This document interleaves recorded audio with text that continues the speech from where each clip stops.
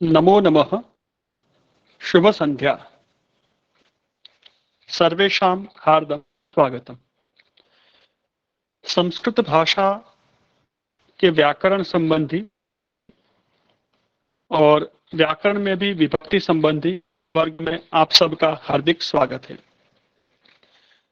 कल हम क्रियापदों के बारे में पढ़ा जाना था। लट लकार और लुट लकार हमने सीखा था।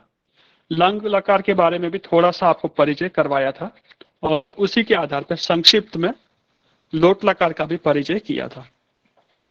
आज का विषय हम थोड़ा सा अनुवाद के आधार पे और विधियों के आधार पे रखते हैं। एक छोटी सी पुस्तक है, उस पुस्तक के आधार पे मैं आपको करवाता हूं। तो 2-3 पाठ भी यदि हम कर लेंगे तो काफी समझ भी पाएंगे, रिकवर कर लेंगे। मुख्य रूप से हमारा फोकस जो है विभक्ति पर रहेगा, पर बेसिक सारी चीजों को मैं कवर करने का प्रयास करूंगा। ठीक है, चलेगा या केवल विभक्ति पे रहूं?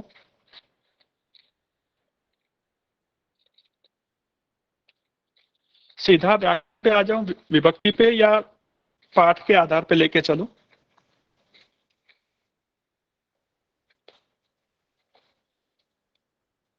सर, जो आपको सही लगे, जो हमें इजी होगा वो कीजिए। ठीक है।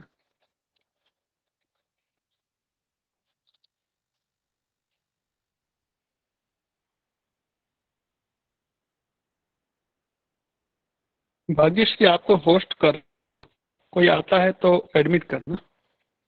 Okay sir. और किसको करो होस्ट? एक मयंक को कर दो।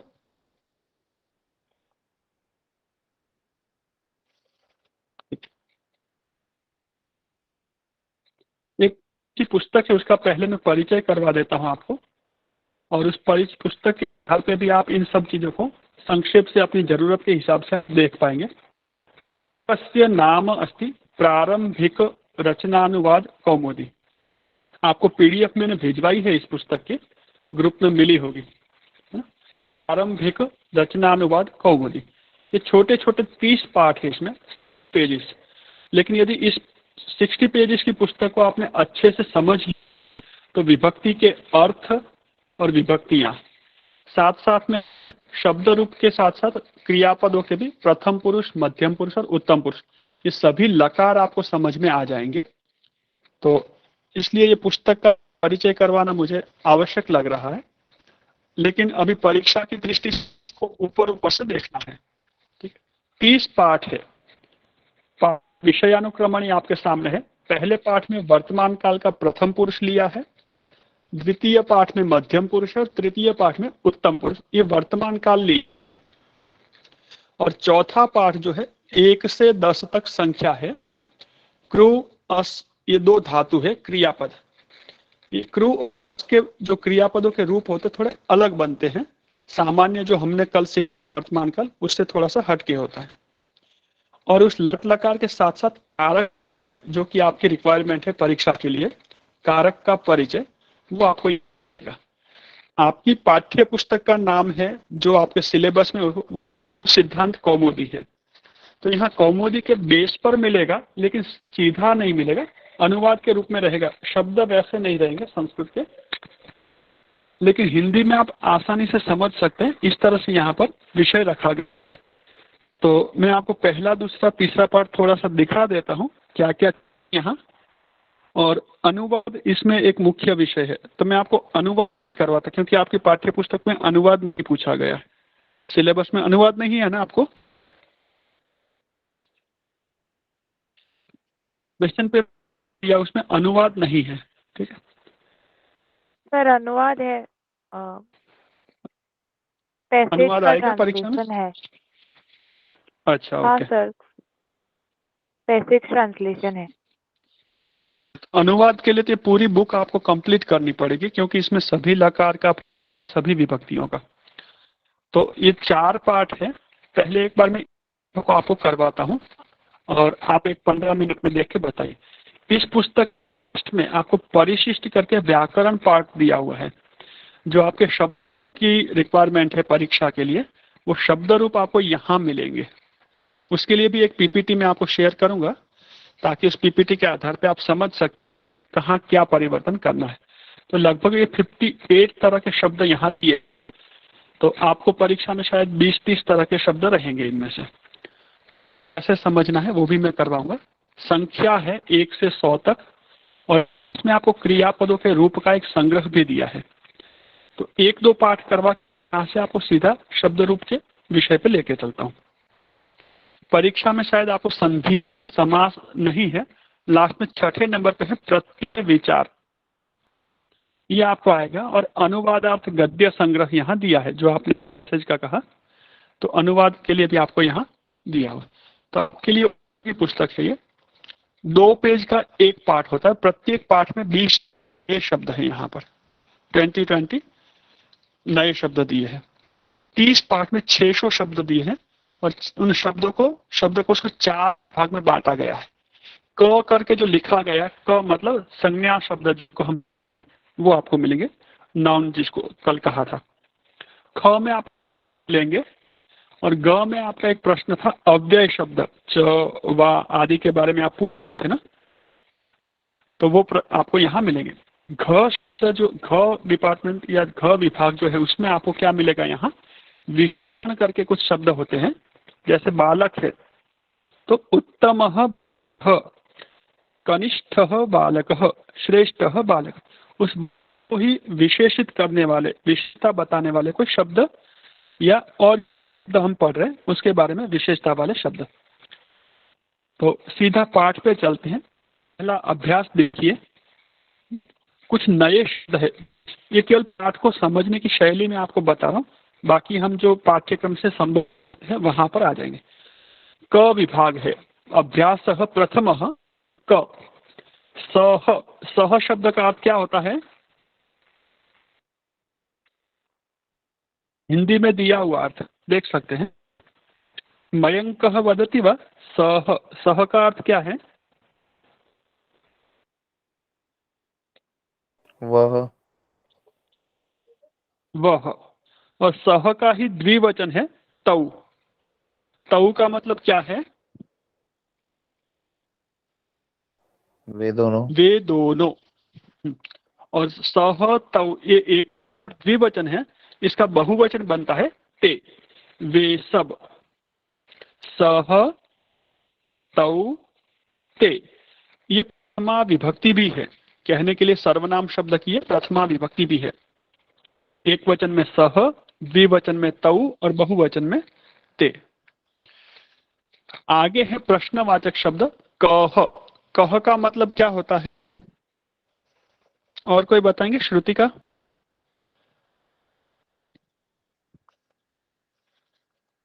कह इत्युक्ते कौन? तो ये 4 सर्वनाम शब्द है। बाकी आप देख सकते हैं राम, ईश्वर, बालक, मनुष्य, नृप। नृप एक नया नाम लगा, इसका अर्थ शब्द से अलग है, राजा, विद्यालय, ग्राम। अब ये सारे शब्द एक साथ क्यों दिए यहाँ? तो इसका मतलब है इन सब का जो विभक्ति रूप आप जानना चाहते हैं वो एक समान बनता है। राम की प्रथमा विभक्ति है, वैसे ही ईश्वर की, बालक की, मनुष्य, नृप, विद्यालय, इनकी बनती है। ठीक है। ख विभाग में क्रियापद दी भू, भवती। भू जो क्रियापद उसका भवती, पठ, पठति, गम, गच्छति, हस, हसति। ये 4 क्रियापद है। भू का अर्थ है होना, पठ का अर्थ है पढ़ना, गम का अर्थ है जाना, का अर्थ है हंसना। और आगे दिया है अव्यय। अव्यय विभाग, यहां पर देखिए अव्ययम अस्ति, अत्र। अत्र का मतलब है यहां, तत्र वहां, यत्र मतलब जहां, कुत्र मीन्स कहां, और किम एक ये अव्यय भी होता है, किम मीन्स क्या। तो 3 तरह के शब्दकोश दिए हैं। 4 सर्वनाम है, 11 शब्द है नाम, कुल 15, और 4 क्रियापद है, और 5 अव्यय। 5, 6, अत्र, तत्र, यत्र, कुत्र, किम, 5। तो कुल 19 शब्द दिए हैं। 19, हाँ 20 शब्द यहाँ दिए हैं। आगे चलते हैं व्याकरण।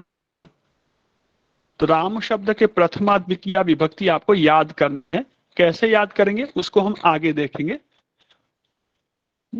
लकार का अर्थ है वर्तमान काल। धातु में प्रथम पुरुष में धातु के अंत में अति, द्विवचन में अतः और बहुवचन में अंति लगता है। कल मैं आपको सब कुछ पढ़ा के आया हूं, तो केवल वैसे ही आप इसको पढ़ लेंगे तो भी आपको समझ में आ जाएगा।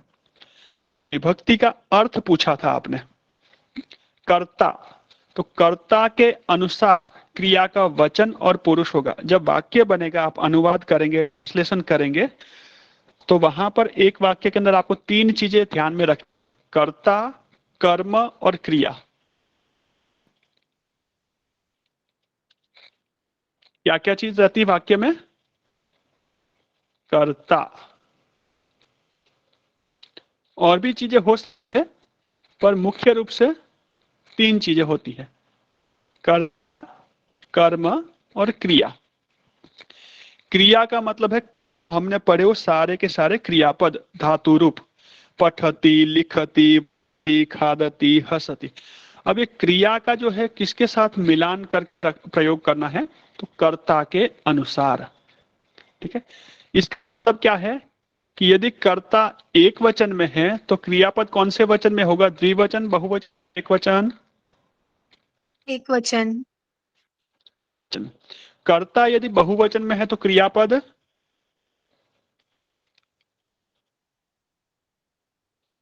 एक वचन में कर्ता, होगा। कर्ता बहुवचन में, कर्ता बहुवचन तो क्रियापद भी बहुवचन। बहुवचन में। अब 1-2 उदाहरण से मैं आपको ये बात बताऊंगा। ठीक है, तो कर्ता, कर्म और क्रिया क्या होते हैं, थोड़ा सा इनको लेते, ये विभक्ति के अर्थ के रूप में आपको काम आएंगे। तो कर्ता का मतलब है जो क्रिया को करने वाला है। क्रिया को करने वाले से क्या मतलब है? जो वाक्य हम पढ़ रहे हैं, जो वाक्य हम बोल रहे हैं या बनाएंगे, उस वाक्य में कोई ना कोई क्रिया हो रही होगी उस वाक्य में, तो उस क्रिया के ऊपर ध्यान देना है। क्रिया के लिए क्रियापद आएगा और उस क्रिया को करने वाला कोई ना कोई व्यक्ति होगा। तो उदाहरण के रूप में देखते हैं एक बार, मैं ये वाक्य में लिख रहा हूं क्योंकि अनुवाद भी समझाना है। बालक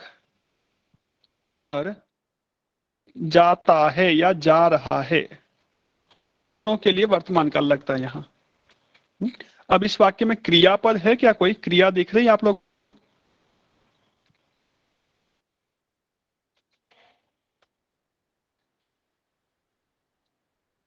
क्रियापद यहाँ जा रहा है। जा रहा है। जा रहा है। सबका उत्तर एक समान है ना? तो गच्छति, अबे गच्छति में एक वचन होना चाहिए, द्विवचन या बहुवचन, कैसे निर्णय करेंगे? तो आपको देखना होगा कर्ता गच्छति, लेकिन कौन जा रहा है? गच्छति, कौन जा रहा है? तो कौन के द्वारा प्रश्न है या क्या के द्वारा प्रश्न है? और जो वो इसका कर्ता। जाता है, घर जा रहा है या बालक जा रहा है, किसका सीधा संबंध है? बालक जा रहा है। बालक, तो ये बालक यहाँ पर कर। अब बालक एक है तो बालक की जो विभक्ति है उसमें एक वचन है। 2 बालक जा रहे हैं तो द्विवचन, बहुत सारे हैं तो बहुवचन। अब ये वाक्य पढ़ करके आपको क्या समझ में आ रहा है? बालक घर जा रहा है, तो यहाँ कितने बालक की चर्चा हो रही है? एक बालक। एक बालक। तो बालक शब्द का एक वचन लेना है, बालक। और क्रियापद बालक एक वचन है तो क्रियापद कौन से वचन में होगा? एक वचन में, द्विवचन में या बहुवचन में? एक वचन में। एक। तो ये हो गया गच्छति, एक वचन में। बालक गच्छति। अब बालक जो है उसका पुरुष भी हमें उत्तम पुरुष। तो कल 3 शब्द मैंने आपको बताए थे, आवाम और वयम। ये कौन से पुरुष में आते हैं?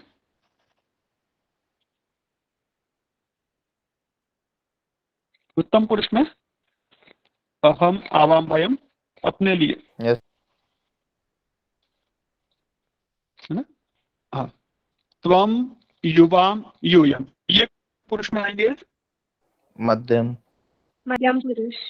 मध्यम पुरुष। तो ये 6 शब्द है, अहम आवाम वयम 3 उत्तम, त्वम युवाम यूयम ये 3 मध्यम पुरुष के।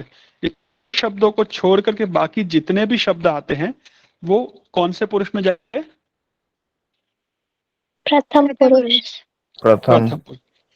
तो इसके अनुसार बालक उत्तम पुरुष है, मध्यम पुरुष है या प्रथम?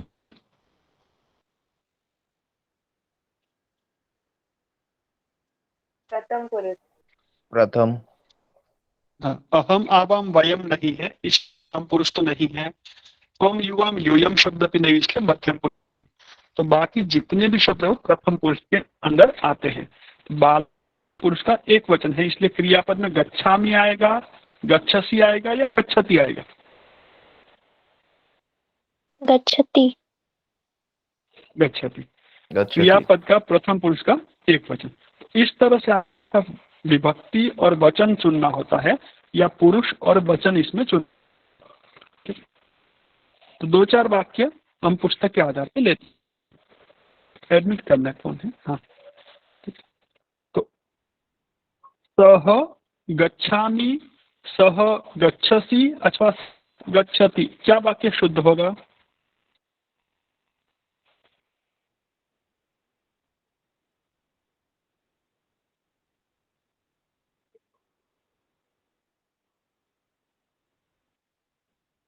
बालक पढ़ता है, सह पठामि, सह पठसि अथवा सह पठति, किम वाक्यम शुद्धम? सः पठति।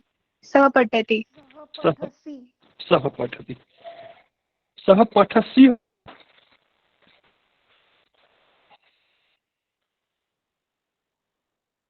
अहम आवाम वयम उत्तम पुरुष में है, युवाम यूयम मध्यम पुरुष में है, लेकिन यहाँ सह शब्द है तो वो प्रथम में है, और पठसी जो है मध्यम पुरुष का है, तो यहाँ पर पठसी नहीं होगा, पठती।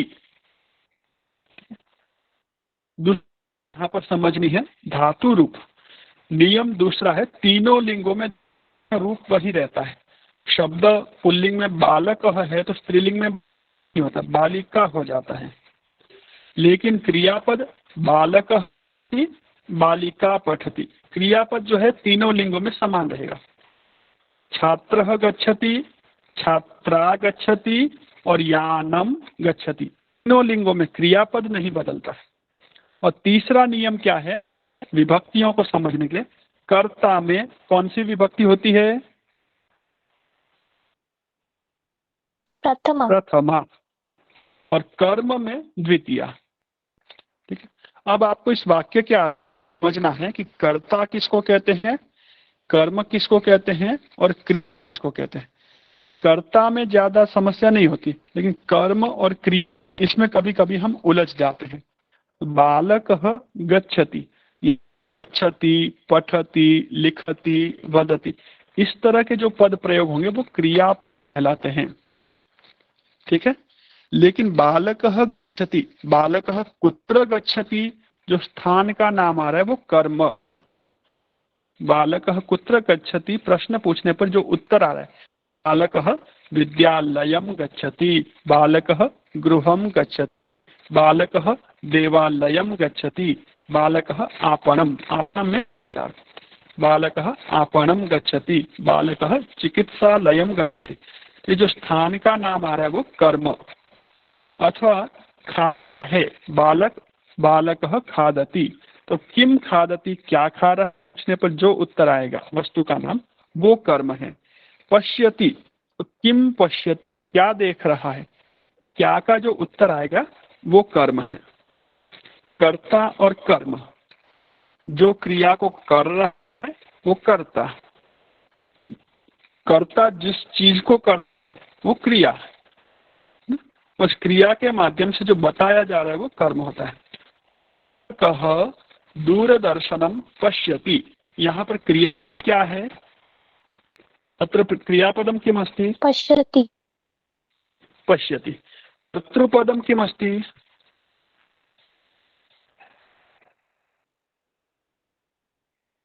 बालः दूरदर्शनम पश्यति, यहाँ पर कर्ता पद है, क्रिया का करने वाला कौन है? बालक हाँ, बालक।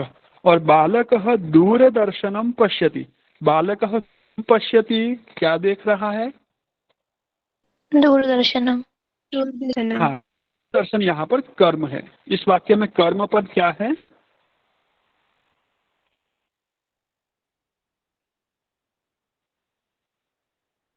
पश्यति कर्म है।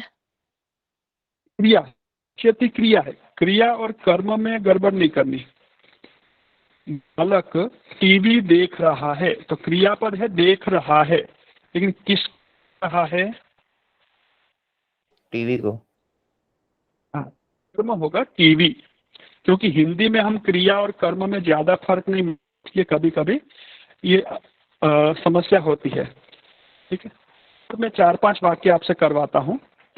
हाँ, मयंक आइसक्रीम खाता है। बोल सकता हूँ मयंक आपके नाम से वाक्य? खाते हैं आप हाँ आइसक्रीम? सर, हाँ सर, हाँ। आज ही दोपहर में खाया था।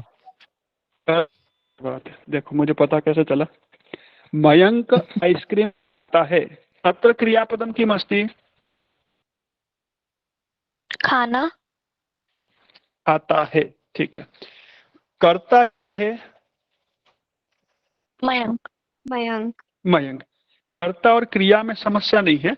हाँ, अब क्या खाता है? मयंक खाता है, लेकिन क्या खा रहा है, क्या खाता है, क्या खाया अथवा क्या खाएगा?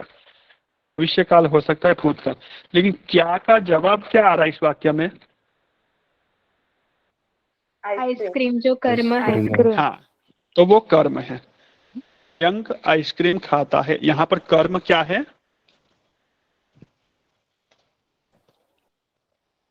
आइसक्रीम। आइसक्रीम। ठीक है, तो ये समझना है।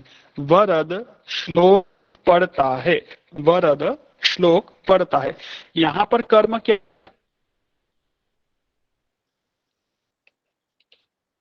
श्लोक। श्लोक। बालिका साइकिल चलाती है, ये कर्म क्या है? साइकिल। साइकिल। और क्रिया क्या है? चलाती है। चलाती है। चल आती है।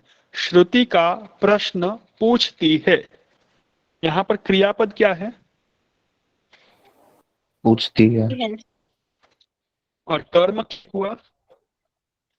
सवाल। प्रश्न। प्रश्न, सवाल। वैभवी दर्पण देखती है, वैभवी दर्पण देखती है, अत्र कर्मपदम किम? दर्पण। दर्पण। दर्पण। और क्रियापद? देखती है। देखना। देखती। देखती है। और कर्ता? वैभवी। वैभवी। तो कर्ता स्त्रीलिंग भी हो सकता है, कर्ता पुल्लिंग भी हो सकता है, कर्ता नपुंसक। गाड़ी, कार, कार अथवा बस, बस पणजी जा रही है, बस पणजी जा रही है, अत्र क्रियापदम किम? जाना। रही है। जा रही है। जा रही। हाँ, और कर्तृपदम किम? कर्ता? बस। बस। अब बस कहाँ जा रही है, वो पद। बस पणजी जा रही है, तो कर्म पदम किम अस्ति? पणजी। हाँ, बस भले ही निर्जीव वस्तु है, लेकिन यहाँ पर इस वाक्य की दृष्टि से है पणजी और कर्ता है बस। ठीक है, पंखा चल रहा है, पंखा चल रहा है, यहाँ पर कर्तृपद क्या है? पंखा। पंखा। और क्रियापद क्या है? चल चलना। चल रहा है। इस वाक्य में अब पंखा कहाँ रहा है, क्यों चल रहा है, ऐसा कोई प्रश्न नहीं बताया, तो यहाँ कर्मपद नहीं है। पंखा चल रहा है, तो यहाँ कर्म नहीं है, सभी जगह कर्म हो कार्य नहीं है, लेकिन जहां जहां कर्म है उसको पहचानना आना। इस प्रकार कर्म को आप पहचान लेंगे वाक्य में। मैं आपको हिंदी से इसलिए करवा ताकि आप आसानी से समझ सके, और फिर ट्रांसलेशन पे आते हैं हम। ये समझ में आ गया सभी को? हाँ सर। Yes sir. हाँ सर। आप में से कोई एक एक वाक्य बोलेंगे, 2 छात्र, जिसका हो, कर्म हो और क्रियापद हो, समझा सके। आप हिंदी में बोल सकते हैं, अपनी मातृभाषा में मराठी कोंकणी सकते हैं, या और किसी भाषा में बोल सकते हैं, अंग्रेजी भी। हाँ, श्रुतिका वदतु अनंतरम सदीक्षा वदतु।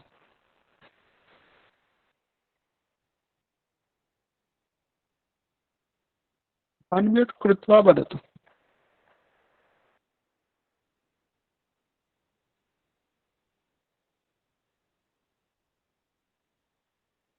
ध्वनि ही नास्ति श्रुतिका, आवाज नहीं आ रही।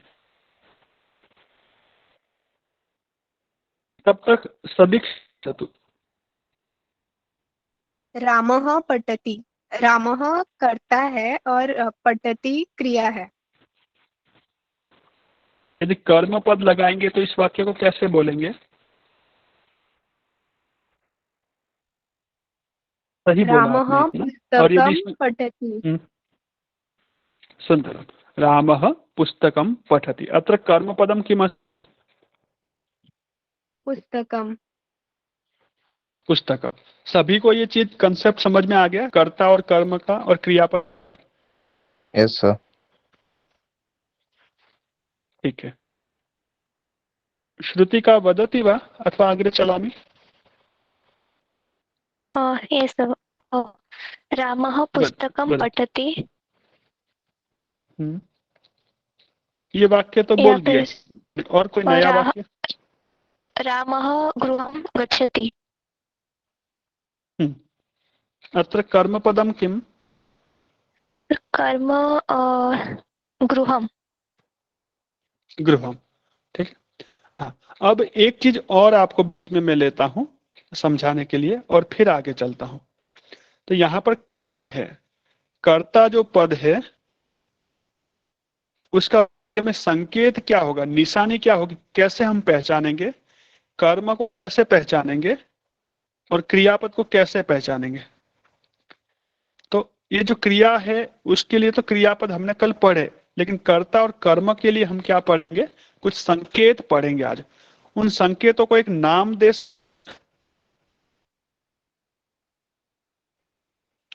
संकेतों को नाम देते हैं विभक्ति। क्या नाम देते हैं? विभक्ति। ठीक है। हाँ, और विभक्ति अब कितने चिन्ह करेंगे, कितने निशान लगाएंगे? तो हम 7 निशान करेंगे। कितने करेंगे? 7। किसी भी शब्द को हमें कन्वर्ट करना है, बदलना है, विभक्ति करनी है, तो 7 करेंगे। कितने करेंगे? 7। और क्रमशः उनको नाम दे देते हैं। प्रथमा, तृतीया, चतुर्थी, पंचमी, षष्ठी और सप्तमी। ये 7 नाम दे देते हैं, 1 से लेकर के 7। अब इस प्रथमा विभक्ति या प्रथमा का जो निशान है वो कब लगाएंगे? उस पद को कर्ता के रूप में बताना हो तो। ठीक है। और उसी पद को यदि कर्म के रूप में बताना है तो हम द्वितीया विभक्ति का प्रयोग करेंगे। कि तृतीया, चतुर्थी, पंचमी के बारे में हम आगे पढ़ेंगे, वो भी मैं आपको अभ्यास करवाऊंगा। लेकिन इतना याद रखना है, प्रथमा और द्वितीया। प्रथमा विभक्ति का प्रयोग या प्रथमा का चिन्ह, निशान कब लगाएंगे? कर्ता में अथवा कर्ता में प्रथमा लगाएंगे। कर्ता में प्रथमा। और कर्म में कौन लगाएंगे? द्वितीया। द्वितीया। ठीक है। ये 2 चीज आपको समझ में आ गई। अब हमें ये समझना है कि प्रथमा विभक्ति होती क्या है, अथवा प्रथमा विभक्ति का निशान क्या है, चिन्ह क्या है, और द्वितीय निशान क्या है, दोनों में फर्क क्या है। ठीक है। आपको अब समझाता हूं। यहाँ पर अभी केवल डायरेक्ट आपको मैं लेके चलता हूं। राम शब्द आपने बोला, तो राम के पीछे यदि लगाऊंगा तो ये प्रथमा विभक्ति का निशान है। क्या निशान है? प्रथमा विभक्ति। और इसी शब्द को मैं राम को अनुस्वार लगा या म लगा दूं, ऊपर बिंदी लगा दूं अथवा पास में म, तो ये द्वितीय विभक्ति कहलाएगी। तो रामः का अर्थ है राम ने, रामः प्रथमा विभक्ति का अर्थ है राम ने। प्रथमा विभक्ति का अर्थ क्या है? राम ने। लेकिन गलती से मैंने जगह द्वितीय कर दी, तो द्वितीय का अर्थ हो जाएगा राम को। द्वितीय का अर्थ क्या हो जाएगा? राम को। ठीक है। अब 3-4 वाक्य में इसी विभक्ति का प्रयोग करके आपको यहां, जैसे रामः रावणम पश्यति, क्या अर्थ होगा इसका? रामः, राम ने रावण को देखा। हाँ, अभी पश्यति वर्तमान काल का क्रियापद है, तो ने लगाने की आवश्यकता नहीं है। ने केवल भूतकाल में लगता है। राम ने रावण को देखा, पश्यत किया होता तो देखा, तो राम ने देखा। लेकिन वर्तमान काल में केवल राम भी हम बोल सकते हैं। राम, हाँ, रावण को देखता है। ठीक है। अब इसको हम बदल देते हैं, वाक्य को रावण को पहले ले आते हैं, ठीक है, लेकिन विभक्ति वही रखते हैं, रावणम, रामः, विभक्ति नहीं बदल रहा, ध्यान दीजिएगा। और पश्यति वाक्य लिखा। अब क्या अर्थ होगा?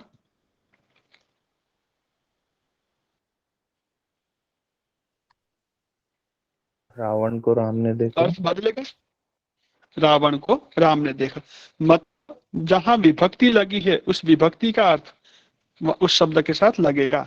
रावणम आप पहले कर लो या बाद में कर लो, तो रावणम का अर्थ है को, और रामः पहले कर लो या रामः बाद में, तो राम का अर्थ राम ही रहेगा।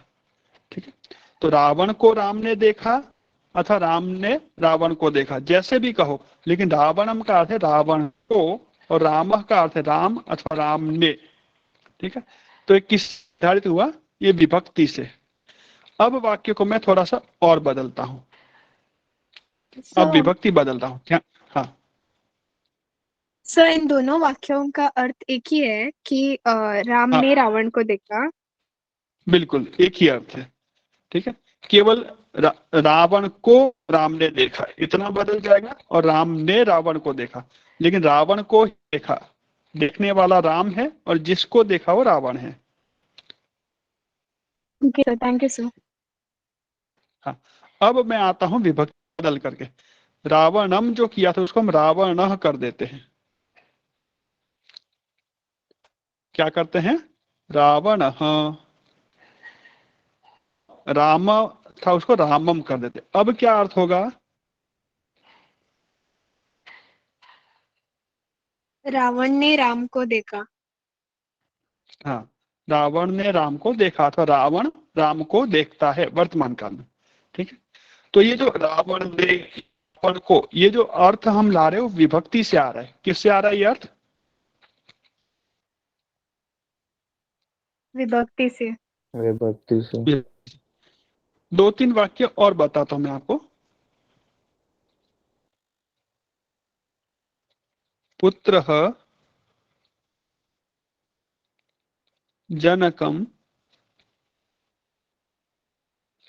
पृच्छति। पुत्रः कौन सी विभक्ति है?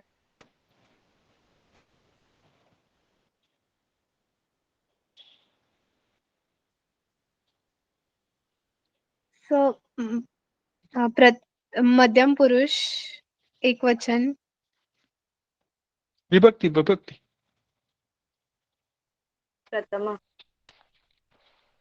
प्रथमा विभक्ति। जनकम कौन सी विभक्ति है?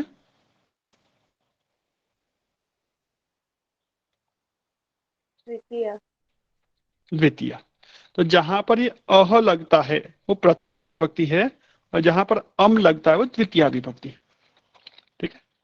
अब क्रियापद है पृच्छति। पुत्रः जनकम। अब कर्ता में प्रथमा विभक्ति होती है और कर्म में द्वितीया। ठीक है, तो द्वितीया विभक्ति हुई है जनकम में, तो यहाँ कर्म क्या हुआ? तो मैं ये समझी नहीं, पुत्र कौन सी विभक्ति बोली आपने? प्रथमा, पुत्रः तो प्रथमा। पर वो हलंग, वो दो डॉट्स वो लंग लकार में मध्यम पुरुष में आते हैं ना सर? हाँ, अच्छा आप वहां चले गए क्या? हाँ, वो जो आता है दो डॉट पुरुष में, वो क्रियापद के साथ आता है। पुत्र शब्द है, पृच्छति, लिखति, वदति, हसति, खादति, क्रियापद है। उनके पीछे ओके विसर्ग आता ओके, है, वो अंडरस्टूड।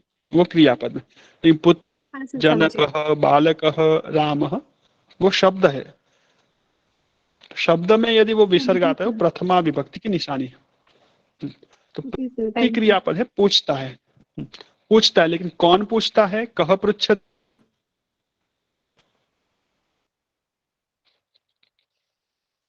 पृच्छति, कौन पूछ रहा है इस वाक्य में? पुत्र। पुत्र। पुत्र पूछ रहा है। पृच्छति का अर्थ है पुत्र पूछ रहा है। अब दूसरा प्रश्न बनता है, पुत्र कम पृच्छति। कम मतलब किसको? पुत्र किसको पूछ रहा है? जनकम। पुत्र जनकम पृच्छति। पुत्र किसको पूछ रहा है? पुत्र जनकम। जनक मतलब पिता। तो बनेगा इस वाक्य का?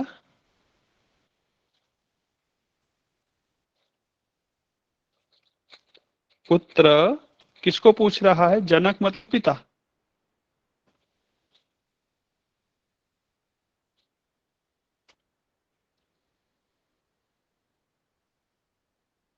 पुत्र पिता को पूछता है अथवा पूछ रहा है, ऐसा बनेगा अर्थ।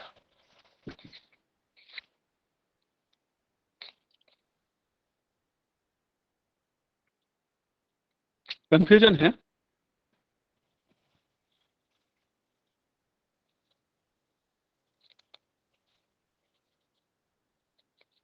हाँ या ना? सर आपने क्या पूछा? पुत्र जनकम पृच्छति। पुत्र को पूछ रहा है। जनकम।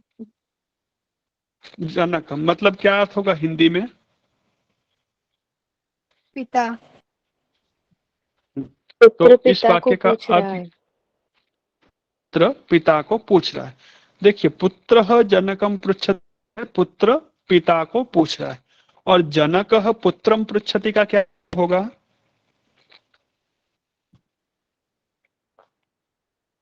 पिता पिता पुत्र को पुत्र पूछता को है। पूछता है। पिता पुत्र पूछता है अथवा पूछ रहा है। तो ये विभक्ति के आधार पे आप समझ सकते हैं कि जहां पर अह लगा है वो कर्ता। जनक यदि अह लगा है तो जनक पूछ रहा है। अब जनक का संबंध पृच्छति क्रिया के साथ है, और जनक किसको पूछ रहा है उसका आएगा पुत्र। और पुत्र पृच्छति, पुत्र जनकम पृच्छति। अब एक वाक्य और लेता हूं। जनक आह्वयति। आह्वयति क्रियापद का क्या अर्थ है? कुछ बताया था मैंने कभी? याद है आप लोगों को?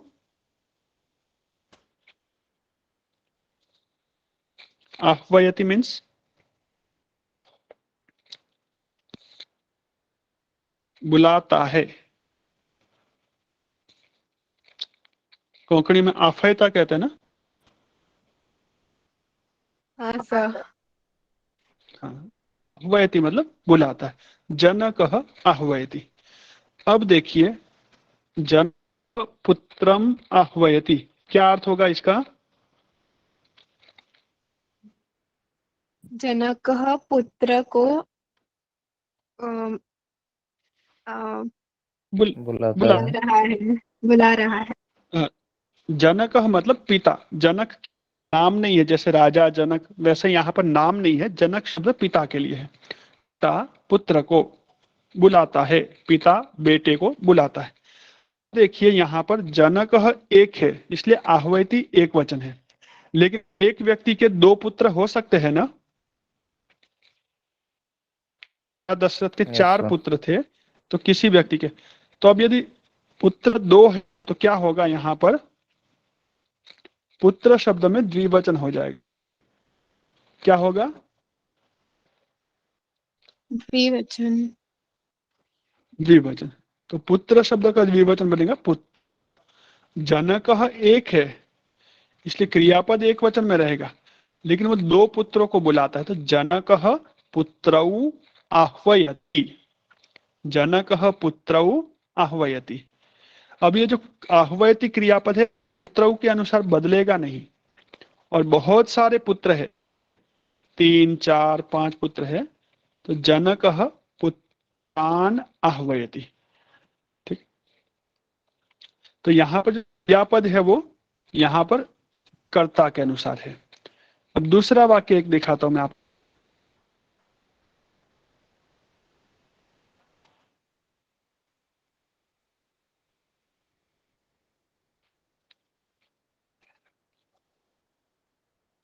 बालकः चित्रं पश्यति। पश्यति क्रियापद एक वचन का है, द्विवचन या बहुवचन का? एक वचन का। एक वचन। और उसका कर्ता है बालक। बालकः चित्रं पश्यति, बालकः भी एक वचन का है। तो बालकः चित्रं पश्यति एक वचन है, इसलिए क्रियापद भी एक वचन में। ठीक है। अभी यहाँ पर मैं थोड़ा सा परिवर्तन कर रहा हूं, बालक के स्थान पे बालक कर रहा हूं। बालक शब्द का द्विवचन होता है बालको। बालकौ चित्रं पश्यति, ऐसा वाक्य बन सकता है क्या? नहीं सर। कर्ता कर्ता द्विवचन में है तो क्रियापद एक वचन चलेगा? नहीं सर। नहीं। तो क्या था? कर्ता के अनुसार क्रिया का वचन और पुरुष। तो पुरुष तो सही है, प्रथम पुरुष, लेकिन वचन एक वचन है तो नहीं चलेगा। तो पश्यति को हमें क्या करना पड़ेगा? द्विवचन में। तो क्या बनेगा पश्यति का द्विवचन? पश्चात। पश्चात। और बालक की जगह मैंने बालकाः कर दिया, बहुवचन।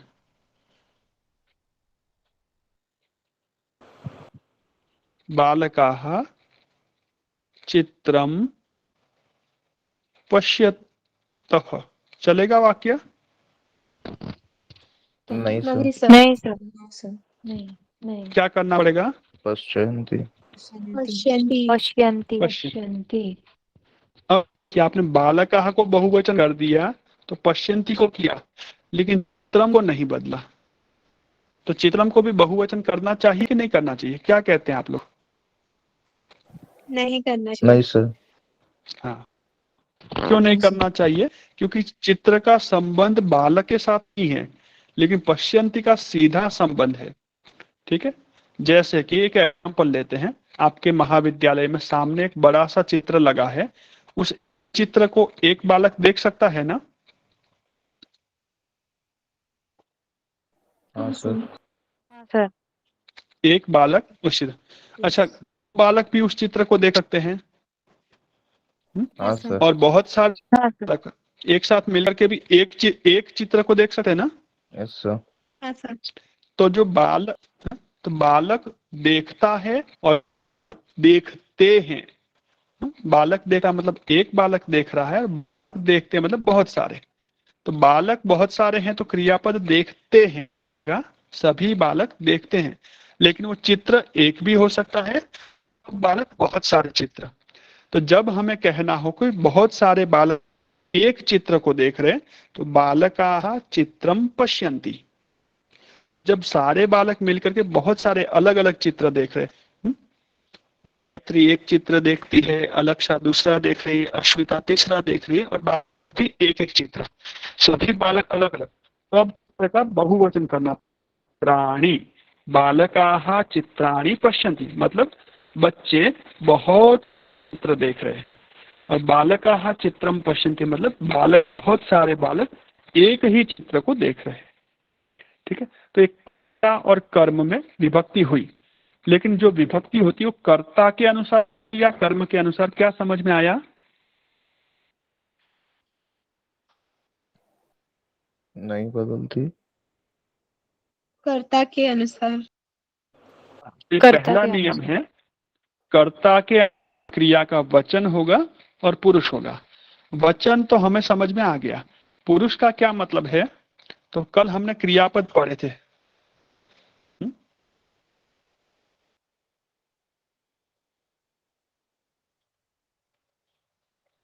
बालकः पश्यामि, वाक्यम शुद्धम वा?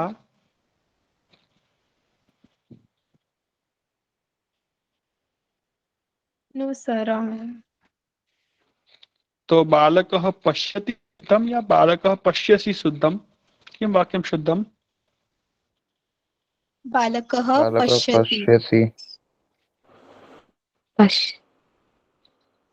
पश्यसि अथवा पश्यति? पश्यति। पश्यति। पश्यति। पश्यति। हाँ, तो यहाँ हमें याद रखना होगा अहम आवाम वयम, ये कौन सा पुरुष है? उत्तम उत्तम पुरुष। पुरुष। तो उसके साथ मी लगेगा, अहम पश्यामि, अहम पठामि, अहम खादामि। ठीक है, मध्यम पुरुष में कौन कौन से शब्द है मयंक? त्वम, क्या सर? युवाम। त्वम युवाम मध्यम पुरुष यूयम। में यूयम, तो त्वम के साथ युवाम लगेगा यूयम। पश्यसि, त्वम साथ में लगेगा पश्यसि। ठीक है, पश्यसि ये मध्यम पुरुष का है। और बाकी जितने भी बच गए अहम और त्वम को छोड़ करके, वो सभी शब्द प्रथम पुरुष में आते हैं। तो बालकः पश्यामि, बालकः पश्य अथवा बालकः पश्यति, क्या बनेगा? पश्यति। पश्यति। त्वम है तो पश्यसि आएगा, त्वम नहीं है ना बालक में। नहीं सर। तो नहीं सर। इसलिए पश्यसि नहीं आएगा। और अहम है तो पश्यामि आएगा, लेकिन अहम भी नहीं है। Yes sir. तो क्या विकल्प बच गया? पश्यति। पश्यति।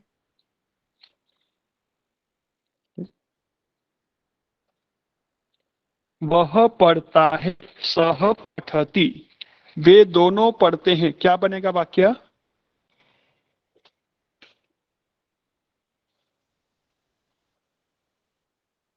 तौ,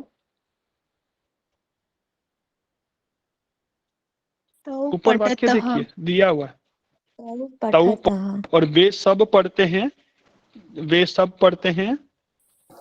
ते पठन्ति। पठन्ति। पठन्ति। हाँ, अब हाँ, इन्हीं तीन वाक्यों को मैं क्रियापद बदल के पूछ रहा हूं। वह पढ़ता है, क्या वाक्य बनेगा?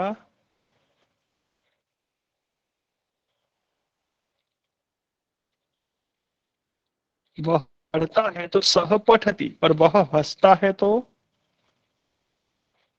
सः हसति। सह हसति। वे हंसते हैं तौ हसतः। तौ हसतः। वे सब हंसते हैं। ते ते हसन्ति। हसन्ति। हसन्ति। वह वह खाता है, वह खाता है, खाता है के लिए क्या क्रियापद है? खादति। वह खाता है। सः खादति। सः खादति। दोनों खाते हैं। तौ खादत तौ खादतः। खादतः। वे सब खाते हैं। ते खादन्ति। ते खादन्ति। अच्छा, जाता है, वह जाता है।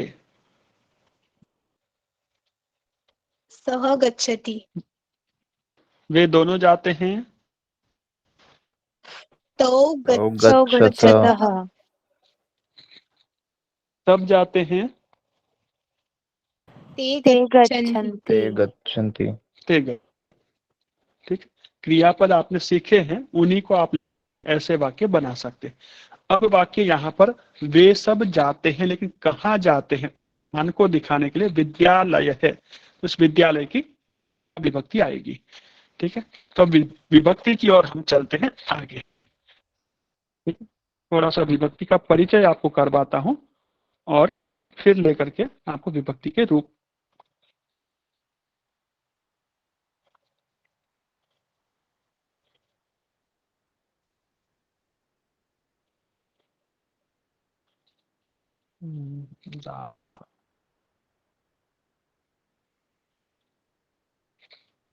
देखिए, पुस्तक मैंने आपको भेजी है, यहाँ पर पहली पंक्ति जो है थोड़ी सी है, तो यहाँ पर मैं बुलवाता हूँ, वैसे ही आप बोलिएगा।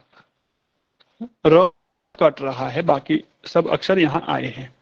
तो राम शब्द है, उसकी प्रथम विभक्ति, पुल्लिंग के जितने शब्द है और जिसके अंत में अ आता है वो सब शब्द इस तरह के होते हैं। ठीक है, राम। तो अभी प्रथमा और द्वितीय का परिचय मैं सीधा आपको विभक्ति के ऊपर लेके आया हूं। राम, राम, रामौ, रामाः, प्रथमा। राम, रामौ, रामाः, प्रथमा। बोल सकते हैं आप लोग? जी सर। Yes, sir.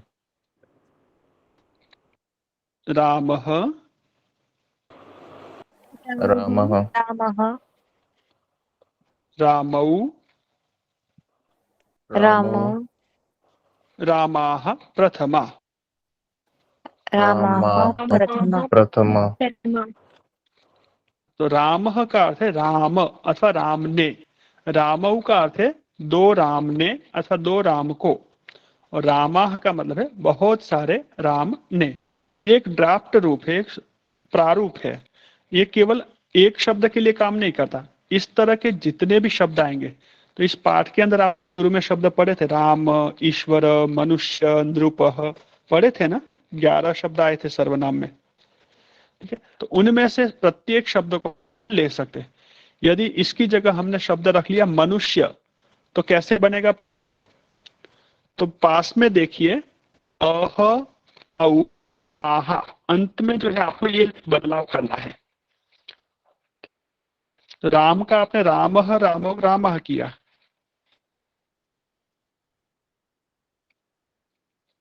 रामः, औ, रामा। तो मनुष्य शब्द का परिवर्तन क्या होगा?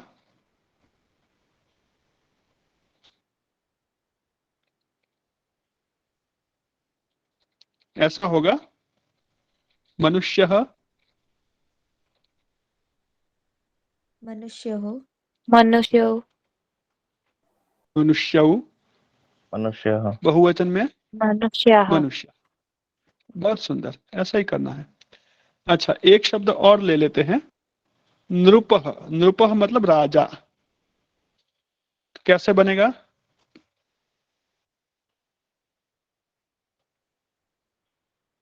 नृपः द्विवचन में क्या बनेगा? नृपौ। सही है, बिना डरे बोलिए। निरूपाः। नृपः, ठीक है, और एक शब्द ले लीजिए, छात्र ले सकते हैं। क्या बनेगा यहाँ पर छात्र का एक वचन में? छात्र, छात्रो, छात्र। छात्र, बिल्कुल सही है। छात्राः। और कोई शब्द बोलिए पुल्लिंग का आप।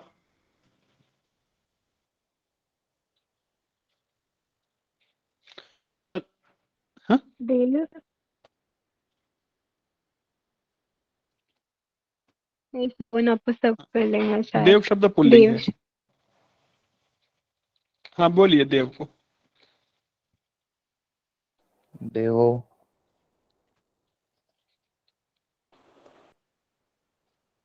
देवाः। देवाः देवः देवा। ठीक है, एक एक शब्द ले लेता हूँ पशु पक्षियों के नाम में से। पशु पक्षी वात का नाम किसका याद है आपको? वात शब्द मयूर हाँ, आयुर्वेद का वात है, वात ले लेते वात को। वातः द्विवचन में क्या बनेगा? मातौ वातौ तो वातौ में मातः वातः वाताः वाताः। हाँ, अभी किसी प्राणी का नाम बोला, क्या बोला था, कैसे बोलेंगे? मयूरः मयूरः। मयूरः मयूरो मयूरो मयूरः मयूरः मयूराः। ठीक है। अब आपको याद क्या रखना है, वो शब्द पुल्लिंग का है या नपुंसकलिंग का, ये गड़बड़ नहीं होनी चाहिए। इतना आपको याद रखना है, बाकी चीजें इसी प्रकार कंटिन्यू करनी। अब आपने विभक्ति रूप समझा और प्रथमा विभक्ति का अर्थ हमने समझा ने।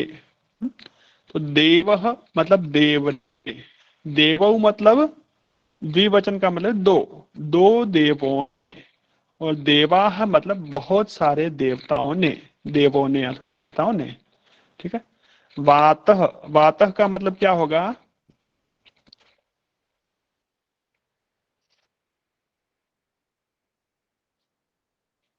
वात मीन्स वायु। यस हाँ सर सर यस वायु ने, वायु मीन्स दो वायु ने, और वाताः मीन्स बहुत सारे वायुओं ने। ठीक। शरीर में कितने सारे वात होते हैं? 5। 5 पांच। 5 प्राण और 5 उपप्राण। ठीक है। तो वाताः बहुत सारे वायुओं ने विकार पैदा किया, ऐसा कहना है। तो वाताः विकारम अकुर्वन्। वातः एक ही वायु ने यदि विकार किया है पैदा, वातः विकारम अकरोत्। दो वायु ने मिलकर के प्राण और अपान अथवा उदान और व्यान अथवा समान और उदान, दो वायु, वातौ विकारम अकुरुताम, ने वात ने विकार किया हो, वातौ। मयूर। तो प्रथमा विभक्ति का अर्थ है ने। इतना आप कर सकते हैं अभी जो हमने सीखा इसको? यस सर ठीक है। अब आते हैं द्वितीय यस विभक्ति पे। द्वितीय विभक्ति, रामः शब्द था तो उसको रामः, राम, रामः प्रथमा। द्वितीय विभक्ति में क्या कर रहे? अह था उसकी जगह अम कर रहे हैं, विसर्ग था उसकी जगह म लगाया। रामम औ रामान। तो हमने परिवर्तन क्या किया, आप राइट साइड में देख सकते हैं, अम औ आन। तो कोई भी शब्द जो पुल्लिंग के अभी थोड़ी देर पहले हमने ली है, उन सभी शब्दों को आप ले सकते हैं। ठीक है। तो वातः, वातौ, वाताः प्रथमा में किया था हमने। ठीक है। तो द्वितीया में क्या बना देंगे हम? वाता वातौ वातम वातान वातौ वातान वातम, वातौ, वातान वातान। ये अभी हम जो करें वो करें, वस्तुतः ऐसे रूप बनते हैं और बन चुके हैं, हम नहीं बना रहे, हम बना करके प्रैक्टिस करें। अब वातः का अर्थ है वायु ने अथवा वायु, लेकिन वातम का अर्थ क्या हो जाएगा?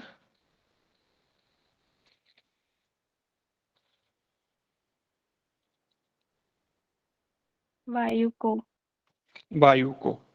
यदि वायु ने किसी को विकार किया है, विकृत किया है, तो वातः।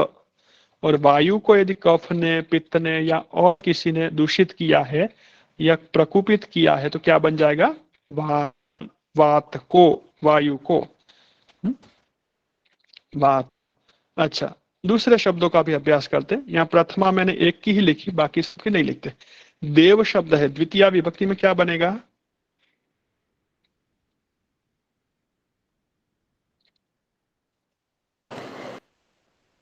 देवम देवो देवान। देवम देव देवान। शाबाश, बहुत सुंदर। थोड़ा जल्दी बोल सकते हैं, जल्दी जल्दी। बालक शब्द द्वितीया विभक्ति। बालकम बालको बालकान। छात्र शब्द। छात्रम छात्रम छात्रम छात्रो छात्रो छात्रान। छात्रान। छात्रम छात्र छात्र। मयूर शब्द। मयूरम मयूरो मयूरान। गज शब्द।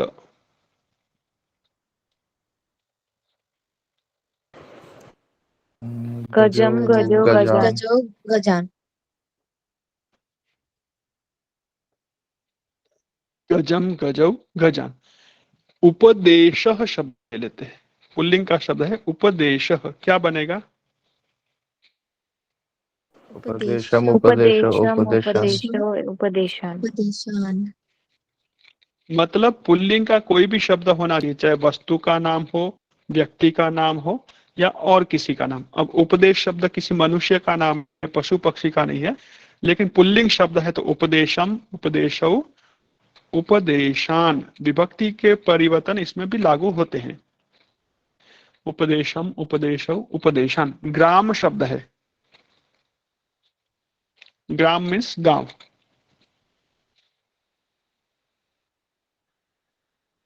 कर सकते परिवर्तन द्वितीया में। ग्रामम ग्रामो ग्रामान। ग्रामम ग्रामौ ग्रामान। अब गजम तो हमने पहली लाइन में लिखा है गजम, तो गजम का अर्थ क्या करेंगे? को। को। लेकिन किसको?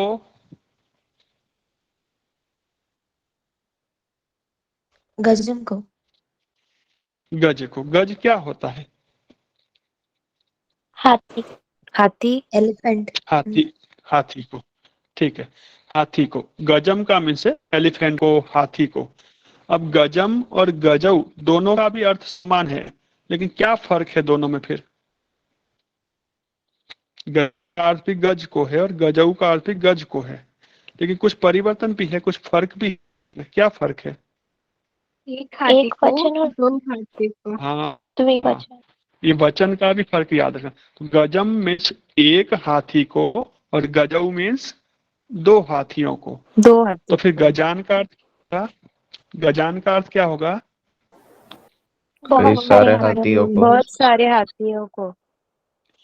बहुत सारे हाथियों को। उपदेशम का अर्थ क्या होगा? एक उपदेश। एक उपदेश को। उपदेश को। हाँ, तो उपदेशों का अर्थ क्या है? दो दो उपदेश। उपदेशों दो को। उपदेश को। और बहुत सारे उपदेशों को कहना है तो क्या कहना पड़ेगा हमें? उपदेशान। उपदेशान। उपदेशान। तो ये प्रथमा और द्वितीया विभक्ति का अर्थ हमने समझा। अब ये शब्द यहाँ एक तरह का मैं एग्जाम्पल में बता रहा हूँ, और भी तरह के अर्थों को आप और भी तरह के शब्दों को आप देख सकते हैं, उसका भी मैं आपको प्रैक्टिस करवाऊंगा। लेकिन इतना आपको समझ में आ गया विभक्ति का अर्थ, प्रथमा विभक्ति का अर्थ क्या और द्वितीया का। और भी कुछ पूछना चाह रहे? सर ये रूल सिर्फ अकारांत पुल्लिंग शब्द को लागू होगा? हाँ, नहीं नहीं, ये सबको लागू होगा, अर्थ की दृष्टि से सबको लागू होगा, लेकिन अंत में जो हम लगा रहे अम, औ और आन, ये केवल पुल्लिंग में लागू होगा और अकारांत में लागू होगा। दूसरों में क्या लागू के लिए मैं आपको एक पीपीटी भी दूंगा, दिखाऊंगा, लेकिन अभी प्रैक्टिस पहले हम अकारांत को समझ लेते हैं, क्या क्या चेंजेस ध्यान रखने और क्या क्या समानता, दोनों चीजें मैं आपको बता। पर अम औ आन जो है इकारांत में नहीं लगेगा, उकारांत में नहीं लगेगा, ठीक है। लेकिन अर्थ जो हमने सीखा को, अर्थ पुल्लिंग में भी रहेगा, स्त्रीलिंग में भी रहेगा, नपुंसकलिंग में भी। विभक्ति का अर्थ सब में समान है, अकारांत इकारांत सब में समान रहेगा। द्वितीया का अर्थ को, यदि छात्र शब्द की द्वितीया है तो छात्र को, और छात्रा शब्द की द्वितीय है तो छात्रा को। यानम शब्द नपुंसकलिंग का है, लेखनी स्त्रीलिंग का है, तो उनका भी तृतीया विभक्ति लगी तो यान को और लेखनी को। तो विभक्ति का अर्थ किसी भी लिंग में नहीं बदलेगा, लेकिन विभक्ति के लिए जो आने वाले चिन्ह है, निशान है, वो सबके अलग अलग रहेंगे। ठीक है, समाधान हो गया। हाँ सर, थैंक यू। अब तृतीया विभक्ति पे आते हैं। थोड़ा सा मैं स्पीड बढ़ाऊंगा, 2 विभक्ति आपको समझ में आई तो तृतीया भी समझ में आसानी से आ जाएगी। तृतीया विभक्ति का निशान या चिन्ह हम कब लगाते हैं, या तृतीया विभक्ति लगाई तो उसका अर्थ क्या होता है, तो आपके लिए एक परिचित शब्द में बता देता हूं, द्वारा।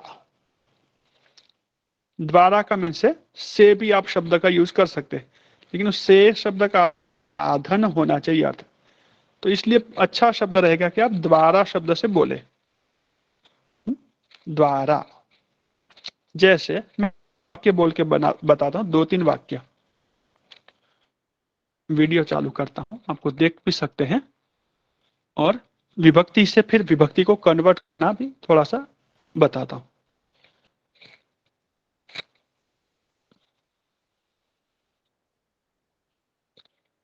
मुझे देख पा रहे हैं? हाँ हाँ yes सर। सर। sir. हस्तः अस्ति, तो बोलता हूं, वाक्य बोल रहा हूं, विभक्ति बताना। हस्तः अस्ति का विभक्ति, हस्तः का विभक्ति ही।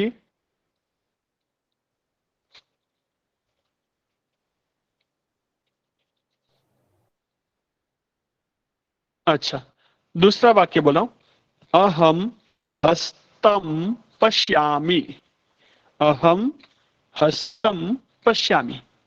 हस्तः अस्ति, अहम हस्तम पश्यामि।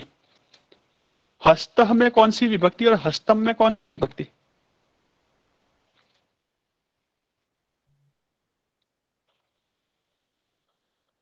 हस्तम में हस्त प्रथमा और हस्तम में द्वितीय। हस्त हस्त इज प्रथमा।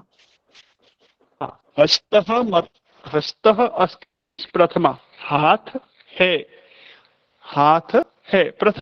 अस्ति क्रियापद लगा तो प्रथमा विभक्ति होती है हमेशा। अहम हस्तम पश्यामि, अब यहां पर हस्तम द्वितीय विभक्ति है। हम प्रथम पुरुष है, मध्यम पुरुष है या उत्तम पुरुष? हम।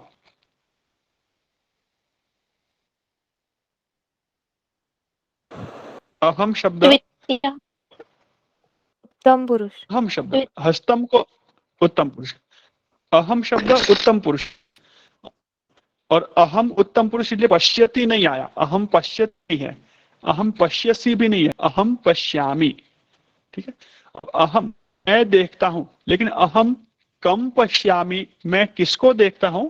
अहम हस्तम पश्यामि, तो हाथ को, हाथ है प्रथमा और हाथ को देखता हूं द्वितीया। इतना समझ में आया प्रथमा और द्वितीया का प्रयोग? Yes sir. Yes sir. अहम हस्तम स्पृशामि, अहम हस्तम स्पृशामि, कौन सी विभक्ति है हस्तम में? द्वितीय। द्वितीय। अहम हस्तम गृह्णामि, पकड़ता हूं, गृह्णामि, हम हस्तम गृह्णामि, कौन सी विभक्ति? तृतीय। द्वितीय। द्वितीय। अब मैं इस विभक्ति को बदल रहा हूं, हस्तः भी प्रयोग नहीं करूंगा, हस्तम भी नहीं करूंगा, अलग ही विभक्ति ला रहा हूं। अहम हस्तेन खादामि, अहम हस्तेन खादामि, अहम हस्तेन मापिका, मापिकां गृह्णामि, तेन, अहम हस्तेन, हाथ के द्वारा, हाथ से, मैं हाथ से स्केल को पकड़ता हूं, स्केल पकड़ता हूं, हस्तेन, हाथ के द्वारा। अहम हस्तेन खादामि, क्या अर्थ होगा? मैं हाथ से खा रहा हूँ। हाथ से खाता हूं। अहम हस्तेन स्पृशामि, क्या अर्थ होगा?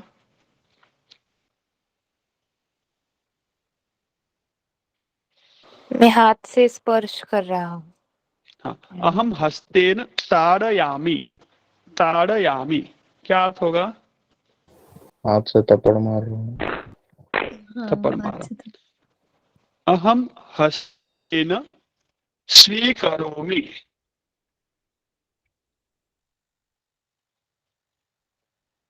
अहम हाथ से हस्तेन, चाबी पकड़ रहा हूँ। हाँ, हाथ से पकड़ता हूँ। क्या ले रहा हूँ? चाबी हो सकती है, स्केल हो सकती है, जो भी वस्तु है। ठीक है? हस्तेन ये तृतीया विभक्ति है। ठीक है?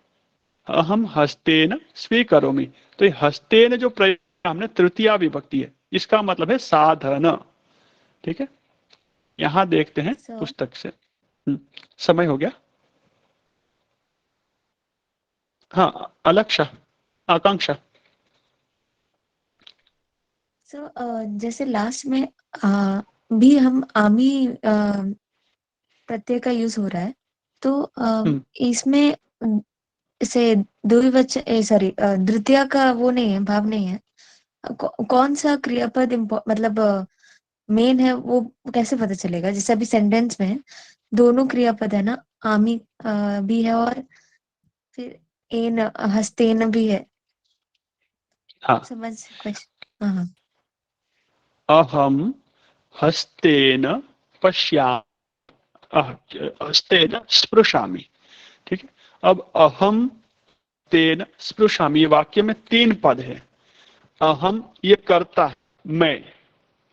स्पृशामि स्पर्श करता हूं, मैं स्पर्श करता हूं, मैं छू रहा हूं, टच कर रहा हूं। मैं के द्वारा छू रहा हूं ये बताया है, लेकिन किसको छू रहा हूं वो नहीं बताया। ठीक, तो मैं हाथ को छूता हूं, पुस्तक को छूता हूं, बोतल को छूता हूं, कंप्यूटर को छूता हूं, कपड़े को छूता हूं, नाक को, आंख को, मुंह को, किसको टच वो नहीं बताया, लेकिन साधन बताया हस्तेन। तो ये जो प्रयोग किया ये विभक्ति प्रयोग है, इसको तृतीया विभक्ति बोलते हैं। हस्ते ने जो प्रयोग किया है, एन, अंत में एन जो लग रहा है वो विभक्ति का प्रत्यय तृतीया विभक्ति बोलते हैं। Okay sir. और ये हस्त शब्द के पीछे एन लगा तो हस्त द्वारा, हाथ के द्वारा। मुख शब्द के पीछे एन लगा तो मुख के द्वारा।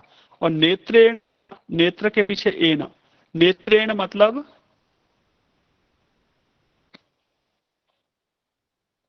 नेत्रेण आंखों मतलब द्वारा, आंखों द्वारा। नेत्र आंख के द्वारा। द्वारा। कर्ण, कर्णेन मतलब कान के द्वारा। कान के कान द्वारा। द्वारा। कान, कान। अब यहाँ एक चीज ध्यान देना, कर्णेन में एक वचन है, हस्तेन वचन है, नेत्रेण एक वचन है, द्विवचन और बहुवचन अभी हम सीखते हैं आप।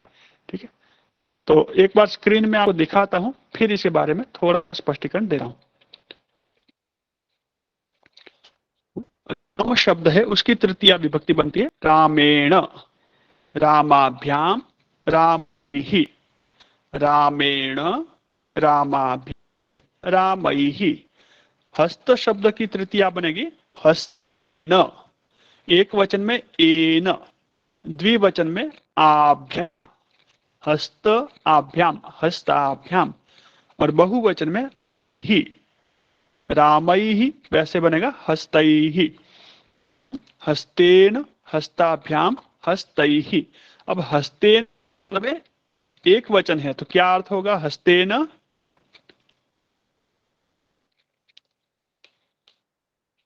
हस्तेन एक वचन है, होगा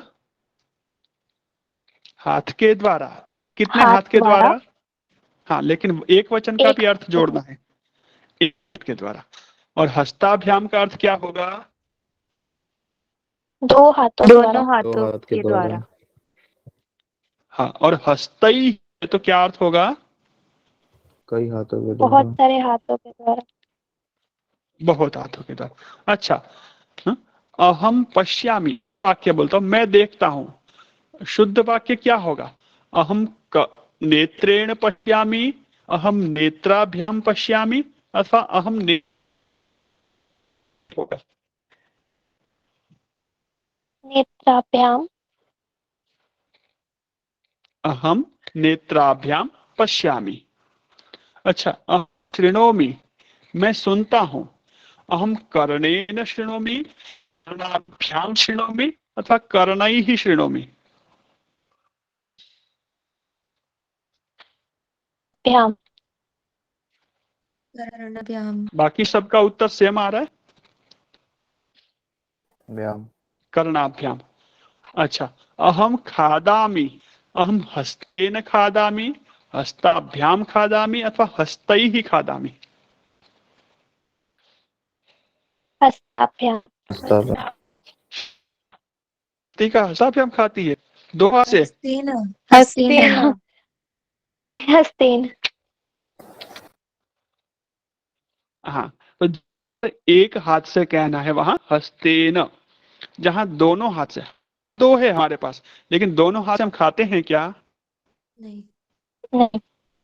हाँ, कभी फ्रेंड का बर्थडे हो तो खा लेते हैं ना। ठीक है, तो जहां हस्तेन, जहां एक हाथ से खाना है, हस्तेन प्रयोग करना है। और हस्ताभ्याम का मतलब है दो हाथ से।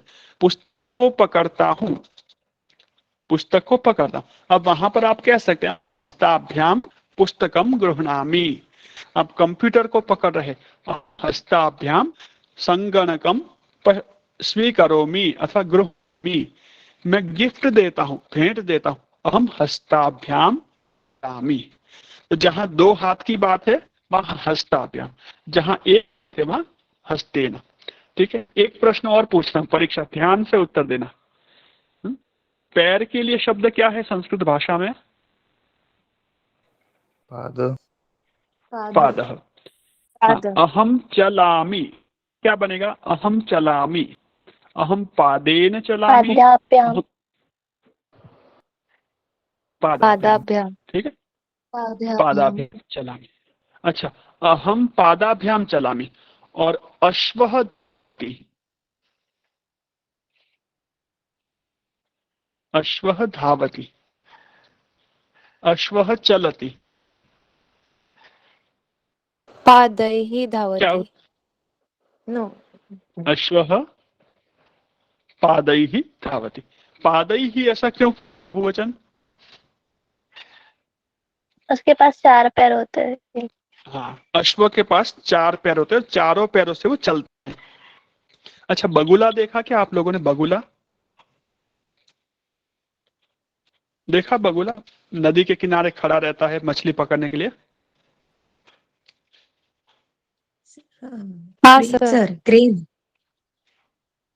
क्या बोलते हैं अंग्रेजी में बगुले को? सर क्रेन बोलते हैं शायद। क्रेन। अच्छा, हाँ, तो बगुला कितने पैरों पे क्रेन। खड़ा रहता है? हाँ, एक पे खड़ा रहता है सर। एक पैर पर। एक पैर 2 पे। पैरों पे। 2। पैर दो दो की होते हैं एक। उसके, हाँ। उसके पैर दो होते, लेकिन खड़ा रहता है वो एक ही पैर है। मछली हाँ, पकड़ने के लिए एक जब ही खड़ा पैर होता पे। है, एक पैर ऊपर करके खड़ा रहता है। तो बकह तिष्ठति, अब वो एक पैर पे खड़ा है, तो आपको वाक्य क्या बनाना पड़ेगा?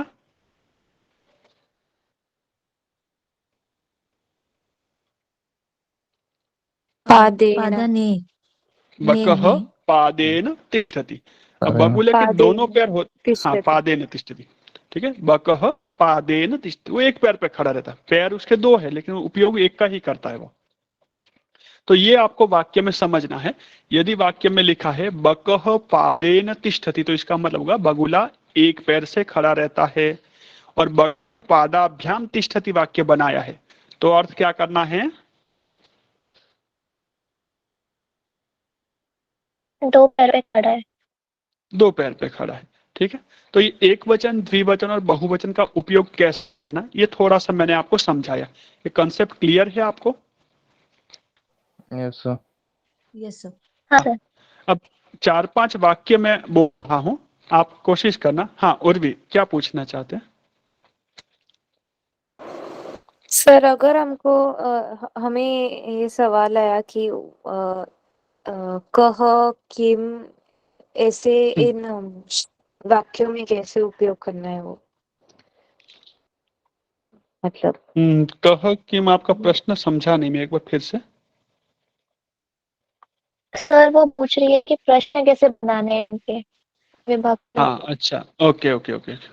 हाँ, बकह केन खादति। मतलब एक बकह के, वाक्य में प्रथम विभक्ति कह किम द्वारा ऐसे प्रश्न पूछते हैं वो ना। समझ में आ जाएगा। प्रश्न में थोड़ा अभी क्या है, मैं आपको एक कॉन्सेप्ट आपके माइंड में क्लियर कर रहा हूँ एक शब्द को लेकर के, बाद में दूसरे शब्दों के शिफ्ट करना मैं आपको तुरंत सिखा दूंगा।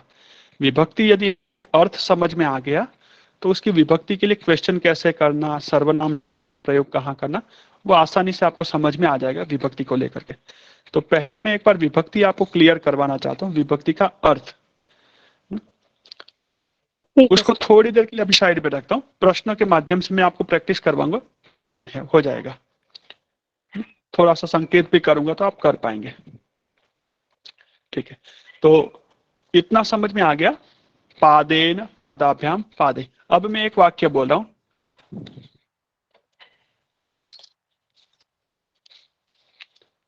आपको वाक्य पूरा करना है।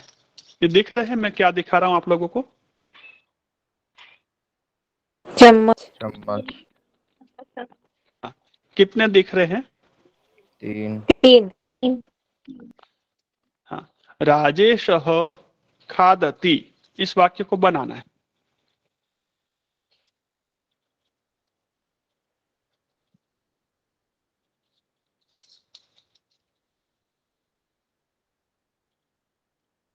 बनेगा वाक्य? राजेशः तूरिकैः खादति। फिर एक बार।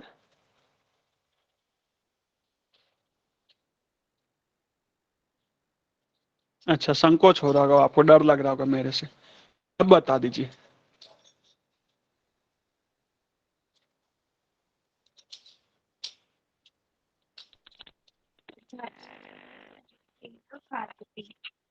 हाँ, राजेश चमसेन खादत, ऐसा ही बोला था।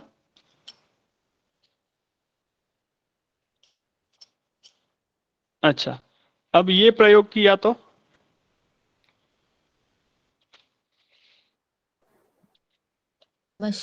राजेशः चमसाभ्यां चमसाभ्याम चमसाभ्याम खादति। खादति। खादति। और अब राजेश चमसाय चमसई चमसेहि। चमसेन चमसई ही खादति। तो चमसेन खादति मतलब एक चम्मच से खाता है, चमसाभ्याम खादति मतलब 2 चम्मच से खाता है, और चमसई ही खादति मतलब बहुत सारे चम्मच खाता है। ठीक है, तो ऐसे ही विभक्ति का अर्थ है वो कैसे आएगा? रुग्ण, रोगी व्यक्ति, रुग्ण स्वस्थ भवति, रुग्ण व्यक्ति स्वस्थ होता है। अब उसमें विकल्प आपको शब्द औषध, आप वैद्य है ना सभी, तो रुग्ण औषध, किसी एक औषधि से यदि रुग्ण ठीक होता है तो क्या बनेगा?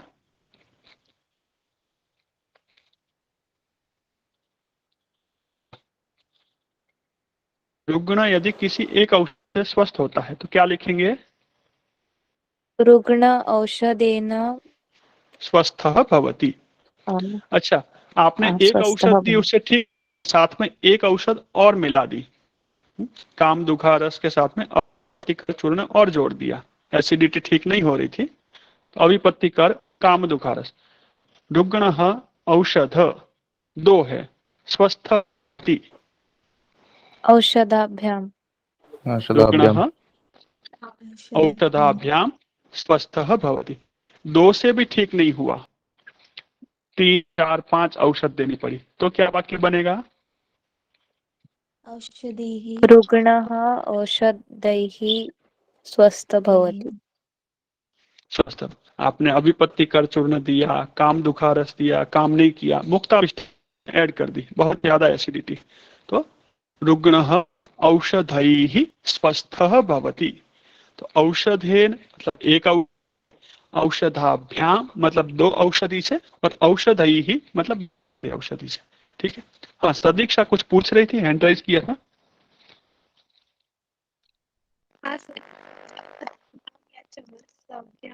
नेटवर्क ठीक से नहीं है, आवाज ठीक नहीं आ रही, आवाज ठीक नहीं आ रही, नेटवर्क नहीं है शायद।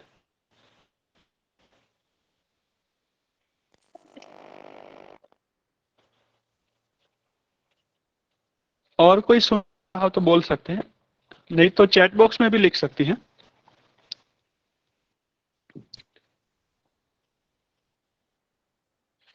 कितनी देर तक ले वर्ग? 11:15 हो गए हैं।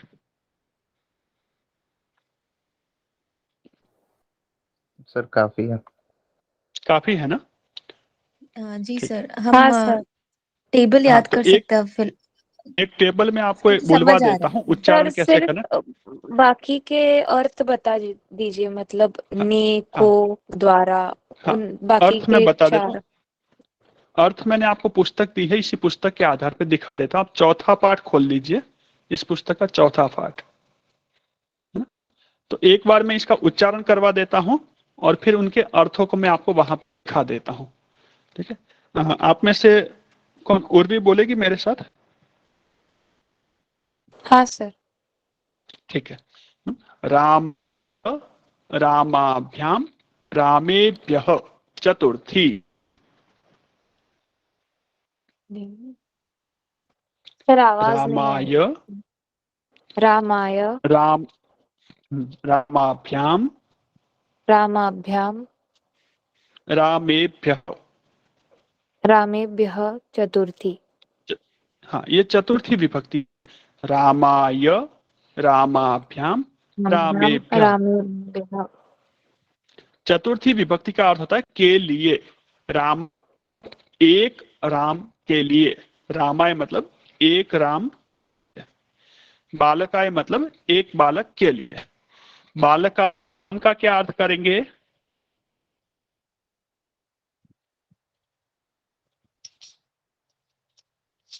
दो बालक के लिए, बालकायाम, बालकाभ्य, सॉरी। दो बालकों के लिए। और बालकेभ्यः का मतलब है सारे बालकों के लिए। कई तो सारे चतुर्थी बालक के लिए। विभक्ति का अर्थ, हाँ, तो चतुर्थी विभक्ति हो गया के लिए। आप नोट कर लीजिए, फिर मैं पुस्तक में आपको दिखा देता हूं। अब आते हैं पंचमी विभक्ति पे। रामात, रामाभ्याम, रामेभ्यः। चतुर्थी और पंचमी का फर्क एक वचन में है, द्विवचन और बहुवचन समान है। अभी आपके मन में एक प्रश्न उठेगा, सर जहां पर एक समान रूप बनते हैं वहां कैसे पहचानेंगे? तो उसका समाधान नहीं करता हूं, आपको समझ में आ जाएगा, है ना? प्रश्न श्रुतिका का, श्रुतिका 1 मिनट में लेता हूं आपका क्वेश्चन, एक बार ये पूरा करवा देता हूं टॉपिक। तो रामात, रामाभ्याम, रामेभ्य। राम की जगह यदि बालक शब्द है तो बालकात, बालकाभ्याम, बालकेभ्यः। वृक्ष शब्द है तो वृक्ष की पंचमी कैसे बनेगी, कौन बताएगा?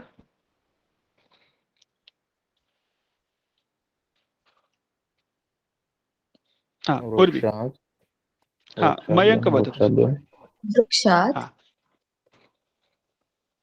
सही है। वृक्षात, वृक्षाभ्याम, वृक्षेभ्य। अब जो वृक्षाभ्याम। पंचमी विभक्ति का अर्थ होता है अलग होना, तो वृक्षात का मतलब है से, वृक्ष से। वृक्षात मतलब एक वृक्ष से, वृक्षात मतलब एक वृक्ष से। वृक्षाभ्याम मतलब दो वृक्ष से। तो वृक्षेभ्य मतलब बहुत सारे वृक्षों से। ठीक है। वृक्ष से पत्ता गिरता है, वृक्ष से फल गिरता है, अथवा किसी वृक्ष से औषधि द्रव्य ले रहे हैं, उसका फल ले रहे हैं, उसकी जड़ ले रहे हैं, तो वृक्ष से अलग करना, इस अर्थ में पंचमी। षष्ठी विभक्ति होती है रामस्य, रामयोः, रामाणाम। वृक्षस्य, वृक्षयोः, वृक्षाणाम। बालकस्य, बालकयोः, बालकानाम। स्य, अयोः, आनाम। षष्ठी में है आत, आभ्याम, एभ्यः। पंचमी है आय, आभ्याम, एभ्यः, चतुर्थी। और सप्तमी विभक्ति में क्या बनेगा? रामे। राम मतलब राम में। रामयोः मतलब दो राम में।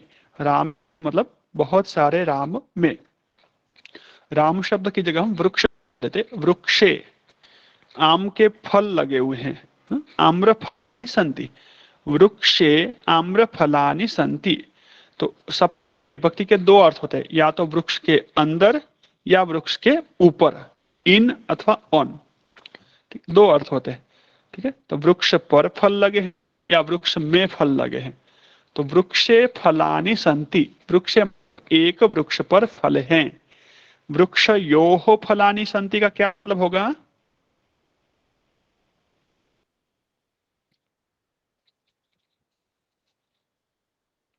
दो वृक्षों दो पर फल वृक्षों है पे वृक्षों पर है। और वृक्षयोः वृक्षेषु फलानि सन्ति। वृक्षेषु फलानि सन्ति का मतलब बहुत सारे वृक्षों पे बहुत फल है। सारे वृक्षों पर फल लगे। बहुत सारे वृक्षों पर फल लगे। ठीक है, तो विभक्ति आपको सही से समझ में आई। षष्ठी विभक्ति का अर्थ मैंने रामस्य मतलब राम का, रामस्य जनकः अथवा पिता दशरथः, दशरथस्य पुत्रः रामः। रामस्य का मतलब राम के अथवा का। हम्म? रामयो दो राम के, और रामाणाम मतलब बहुत सारे रामों का। बालकस्य नाम मयंकः, क्या अर्थ होगा इसका? बालक का नाम मयंक। बालक का नाम नाम मयंक है। हाँ, और तीन बाद में इसी वाक्य को मैं बदल करके बोलूंगा। वैद्यस्य नाम मयंकः, क्या अर्थ होगा? वैद्य का नाम मयंक है। वैद्य का नाम मयंक। हाँ, चिकित्सकस्य नाम मयंकः, चिकित्सक का नाम चिकित्सक मयंक का है। नाम मयंक है। मयंक। ये एक वचन था, मैं इसको द्विवचन में बोलूंगा। चिकित्सक हो नाम मयंकः प्रेम च। चिकित्सकों का नाम मयंक और प्रेम है। वैद्यों के नाम मयंक और प्रेम है।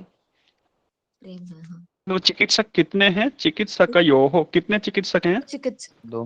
का नाम दो चिकित्सक। दो। चिकित्सकयोः नाम ओ वरदः च।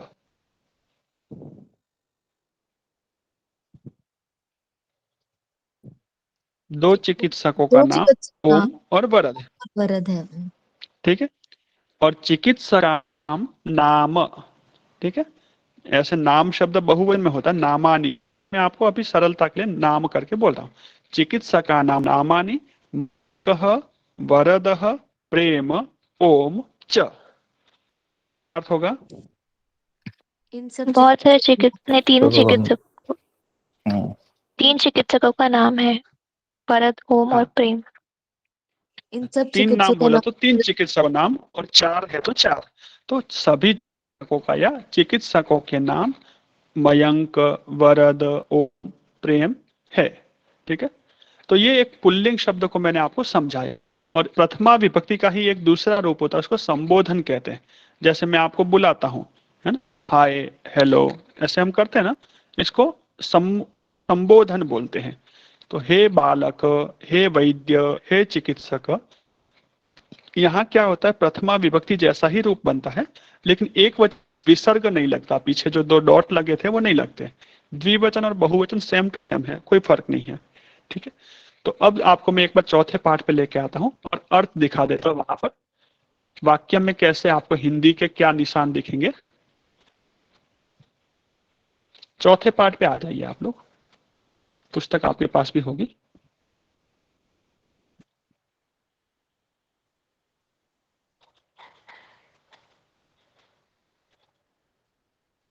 पांचवा और चौथा देखिए, यहाँ पर कारक और विभक्ति के नाम है और पहचान है। प्रथमा विभक्ति कौन पढ़ेगा, इस पर आप में से कोई पढ़ सकता है? पुस्तक आपको मैंने पहुंचाई है, इसलिए स्क्रीनशॉट की आवश्यकता नहीं है, चाहे तो आप ले सकते हैं। पर पढ़ लीजिए, फिर हम इस वर्ग को संपन्न करते हैं। और श्रुतिका का प्रश्न है, उसको पढ़ते हैं। प्रथमा विभक्ति ही कारक है कर्ता, और उसका चिन्ह क्या मिलेगा? या तो कुछ भी चिन्ह नहीं होगा, और भूतकाल है तो ने लगेगा। बालक खाता है, बालक खाएगा, दोनों में कोई निशान नहीं है। लेकिन भूतकाल में बोलेंगे तो बालक खाया था, बालक ने खाया, क्या बोल ने लगाते ना। बालक ने खाया। हाँ, तो जहां पर बालक ने खाया। जरूरत है, हाँ, तो बालक जहां ने जरूरत है खाया वहां था। ने लगे। हाँ, तो जहां पर जरूरत है वहां ने लगेगा, नहीं जरूरत है तो कुछ डैश। द्वितीय विभक्ति है, उसको कर्ता कारक नहीं बोलते हैं, कर्म कारक बोलते हैं। प्रथमा को कर्ता कारक, द्वितीया को कर्म। वाक्य में उसका पहचान चिन्ह क्या लगेगा? कारक का चिन्ह को। बालक फल को खाता है, सदीक्षा पुस्तक को पढ़ती है। वैसे वो भी प्रयोग नहीं करते, पुस्तक पढ़ती है ऐसा बोलते, लेकिन उसका अर्थ होता है पुस्तक को पढ़ती है ना? आकांक्षा पेन को लेती है, लेखनी लेती है। तो को अर्थ में वहां पर कर्म होता है द्वितीय विभक्ति। तृतीया विभक्ति जिसको मैंने आपको बताया था साधन, उस व्याकरण की भाषा में करण शब्द बोलते हैं। आपको आयुर्वेद में भी ये करण शब्द आए, लेकिन सामान्य अर्थ में आपको समझना था, पास में लिख लीजिए। करण को साधन, साधन भी बोलते हैं। हाथ से खाता है तो खाने का हाथ है। चतुर्थी विभक्ति संप्रदान के लिए। तृतीया विभक्ति के चिन्ह क्या है? ने, से और द्वारा। तो ने को एक बार आप साइड में रख लीजिए, प्रारंभिक स्तर पे आपको ने की जरूरत नहीं है, वो प्रथमा में आ गया है ना? से और द्वारा, ये दो का आपको आवश्यकता रहेगी। हाथ से खा अथवा हाथ के द्वारा खाता है, चम्मच से खाता है या चम्मच के द्वारा खाता है। वैद्य कहीं पर जा रहा है, वैद्य यानेन गच्छति, वैद्य गाड़ी से जाता है। वैद्य विमानेन गच्छति, विमान के द्वारा जाता है या विमान से जाता है। चतुर्थी विभक्ति के लिए, बालकाय, बालक के लिए। पंचमी का अर्थ भी है से, लेकिन तृतीया का से था वो साधन अर्थ में था, जो से है वो अलग होने।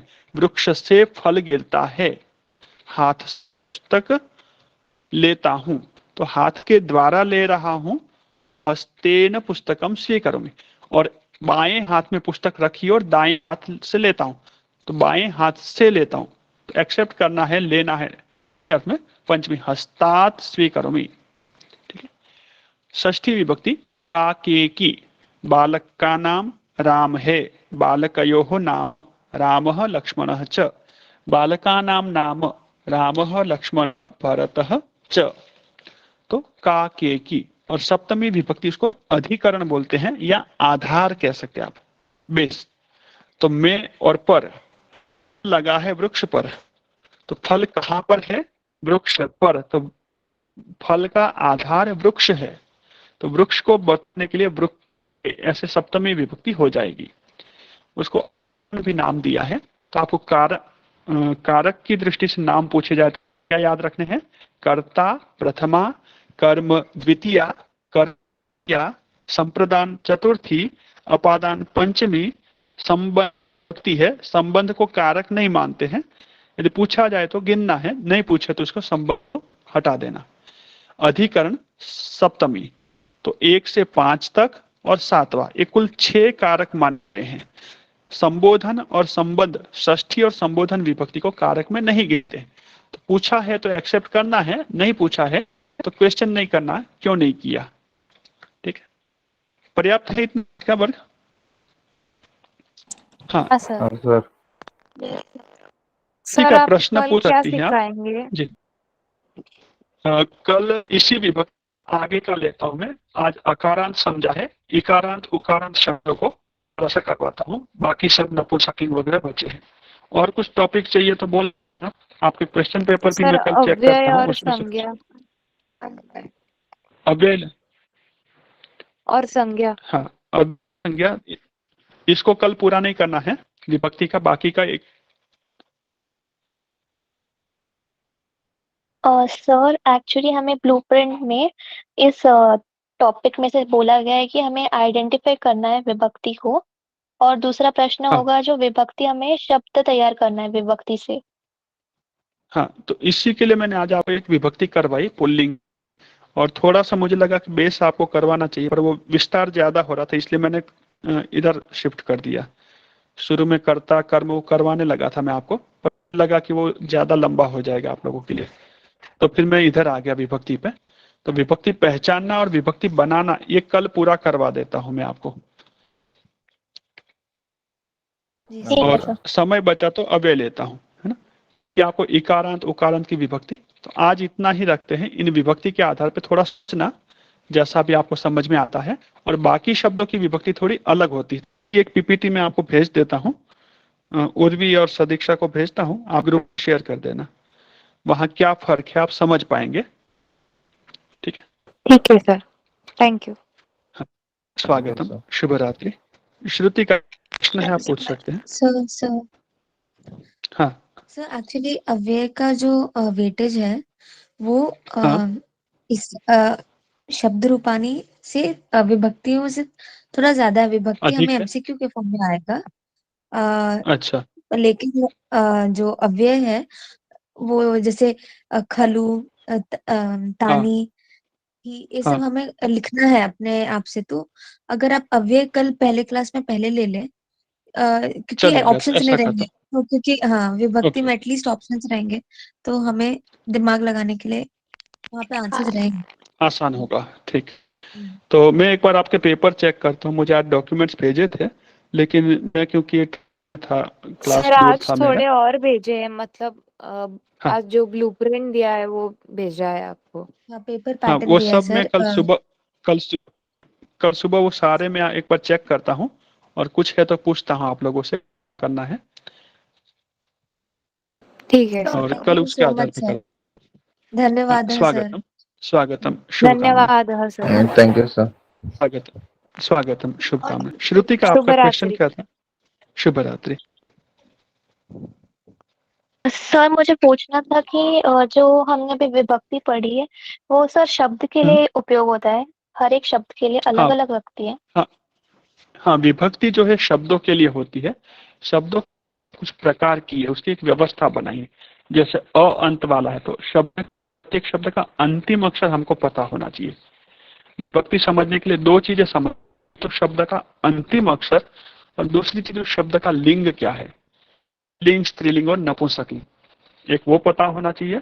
और दूसरा जो है उस अंत, जैसे अ तो अकारांत, आ आकारांत, ई ह्रस्व इकारांत, और दीर्घ है तो ईकारांत।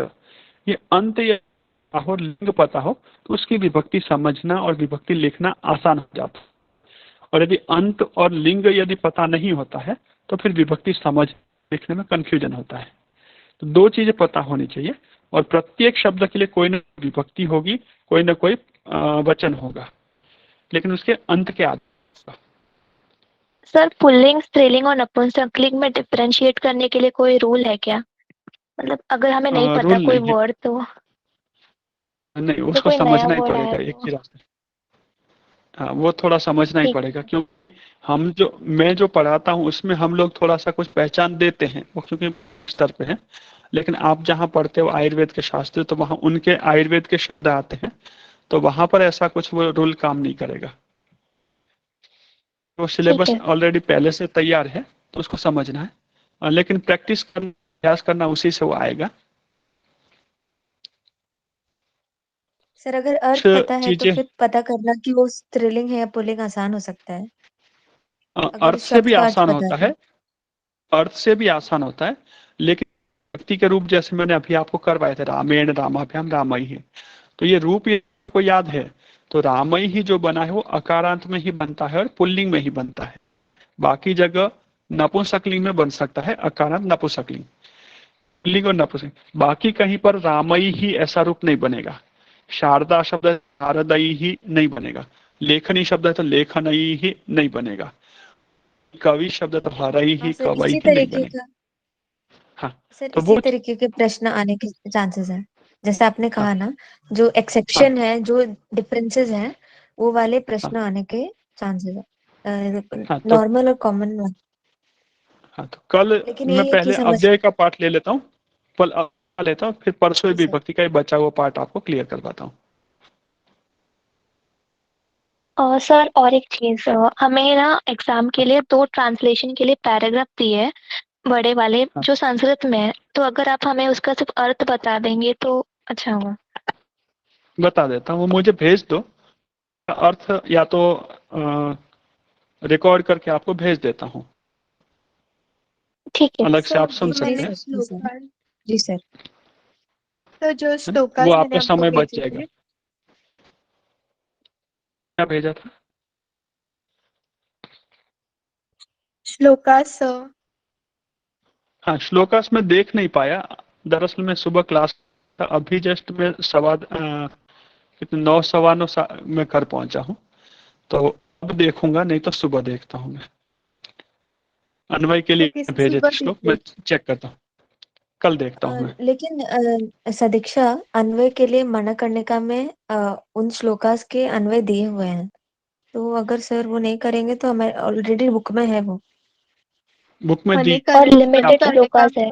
सब मराठी में नहीं, अन्वय मराठी में नहीं होता है, संस्कृत में ही होता है, वो उसमें अन्वय दिया अन्वय क्या है। होता है? Sanskrit, I don't know what is हाँ, अन्वय। अन्वय क्या होता है मैं बता देता हूँ आपको।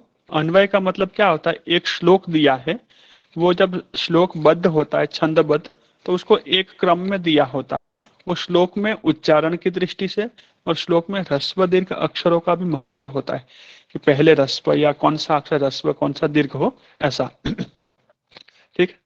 तो उस क्रम को हमें अर्थ की, जैसे हम भाषा में बात, अब एक वाक्य बोला हुआ है, गांव जाता हूं मैं, कविता में हम बोल सकते हैं गांव जाता हूं मैं, लेकिन जब हम बातचीत करते तो गांव जाता हूं मैं ऐसा बोलते हैं क्या? क्या बोलेंगे वाक्य? मैं गांव मैं मैं गाँव जाता जाता हूं। हूँ। गाँव जा रहा हूँ। तो जाता हूं गांव में, गांव जाता हूं मैं, ये जो वाक्य किसी भी तरह से बोला हो उसको एक क्रम में लाना, मैं गांव जाता हूं, इस क्रम से कर्ता कर्म और क्रियापद उसके उचित क्रम में लाना, उसको कहते हैं अन्वय। पढ़ता है बालक पुस्तक, अब इसको अन्वय कैसे करेंगे? बालक पुस्तक पढ़ता है। खादति चमसेन बालकः, बालकः चम्मच से चमसेन चम्मच से खादति। खाता खाता है। है। हाँ, तो पहले क्या करना, आपको छोटे छोटे वाक्य लेने को अन्वय करना सीखना है। पठति पुस्तकम मयंकः, मयंक पुस्तक पढ़ता है। मयंकः पुस्तकं पठति। मयङ्कः पुस्तकः पठति।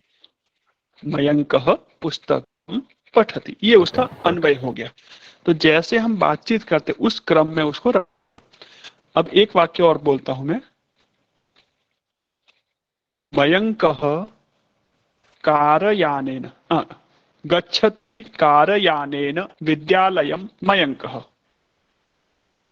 गच्छति कारयानेन मयंकः विद्यालयम्। मयङ्कः कार्य सॉरी विद्यालयः कारयानेन, गच्छति। हाँ, कार्यानेन मयंक, विद्यालयः गच्छति। हाँ, मयंक कारयानेन विद्यालयं गच्छति। मयंक कार से विद्यालय को जाता है। तो इस व्यवस्थित क्रम में रखना, इस क्रम में रखने को, इसी को कहते हैं अन्वय क्रम, क्रम वय क्रम। तो वो क्रम जो है अन्वय क्रम होता है, वो मराठी अंग्रेजी अलग भाषा में नहीं होता है। वो संस्कृत श्लोक का अन्वय संस्कृत में ही होता है, केवल आगे पीछे के पदों को कहाँ जचाना है, कहाँ रखना, वो समझना होता है। तो आपकी पुस्तक में दिया है, समझ में आता है तो आप यस कीजिए, समझ में आता तो वो मुझे फॉरवर्ड कीजिए, मैं चेक करके बताता हूँ। सही है तो मैं आपको वापस भेज, कुछ सुधार करना है तो मैं आपको बता दूंगा कि ये चेंज करना है। ओके जी ठीक सर, है, thank you sir. Okay sir. Sir thank you स्वागतम, सर, अभी thank you so children's much day sir sir. है। Thank you sir. शुभरात्रि, सच में शुभरात्रि, सर बहुत बहुत पुनर्मिलामः, धन्यवाद। स्वागतम, यशस्विनः भवन्तु।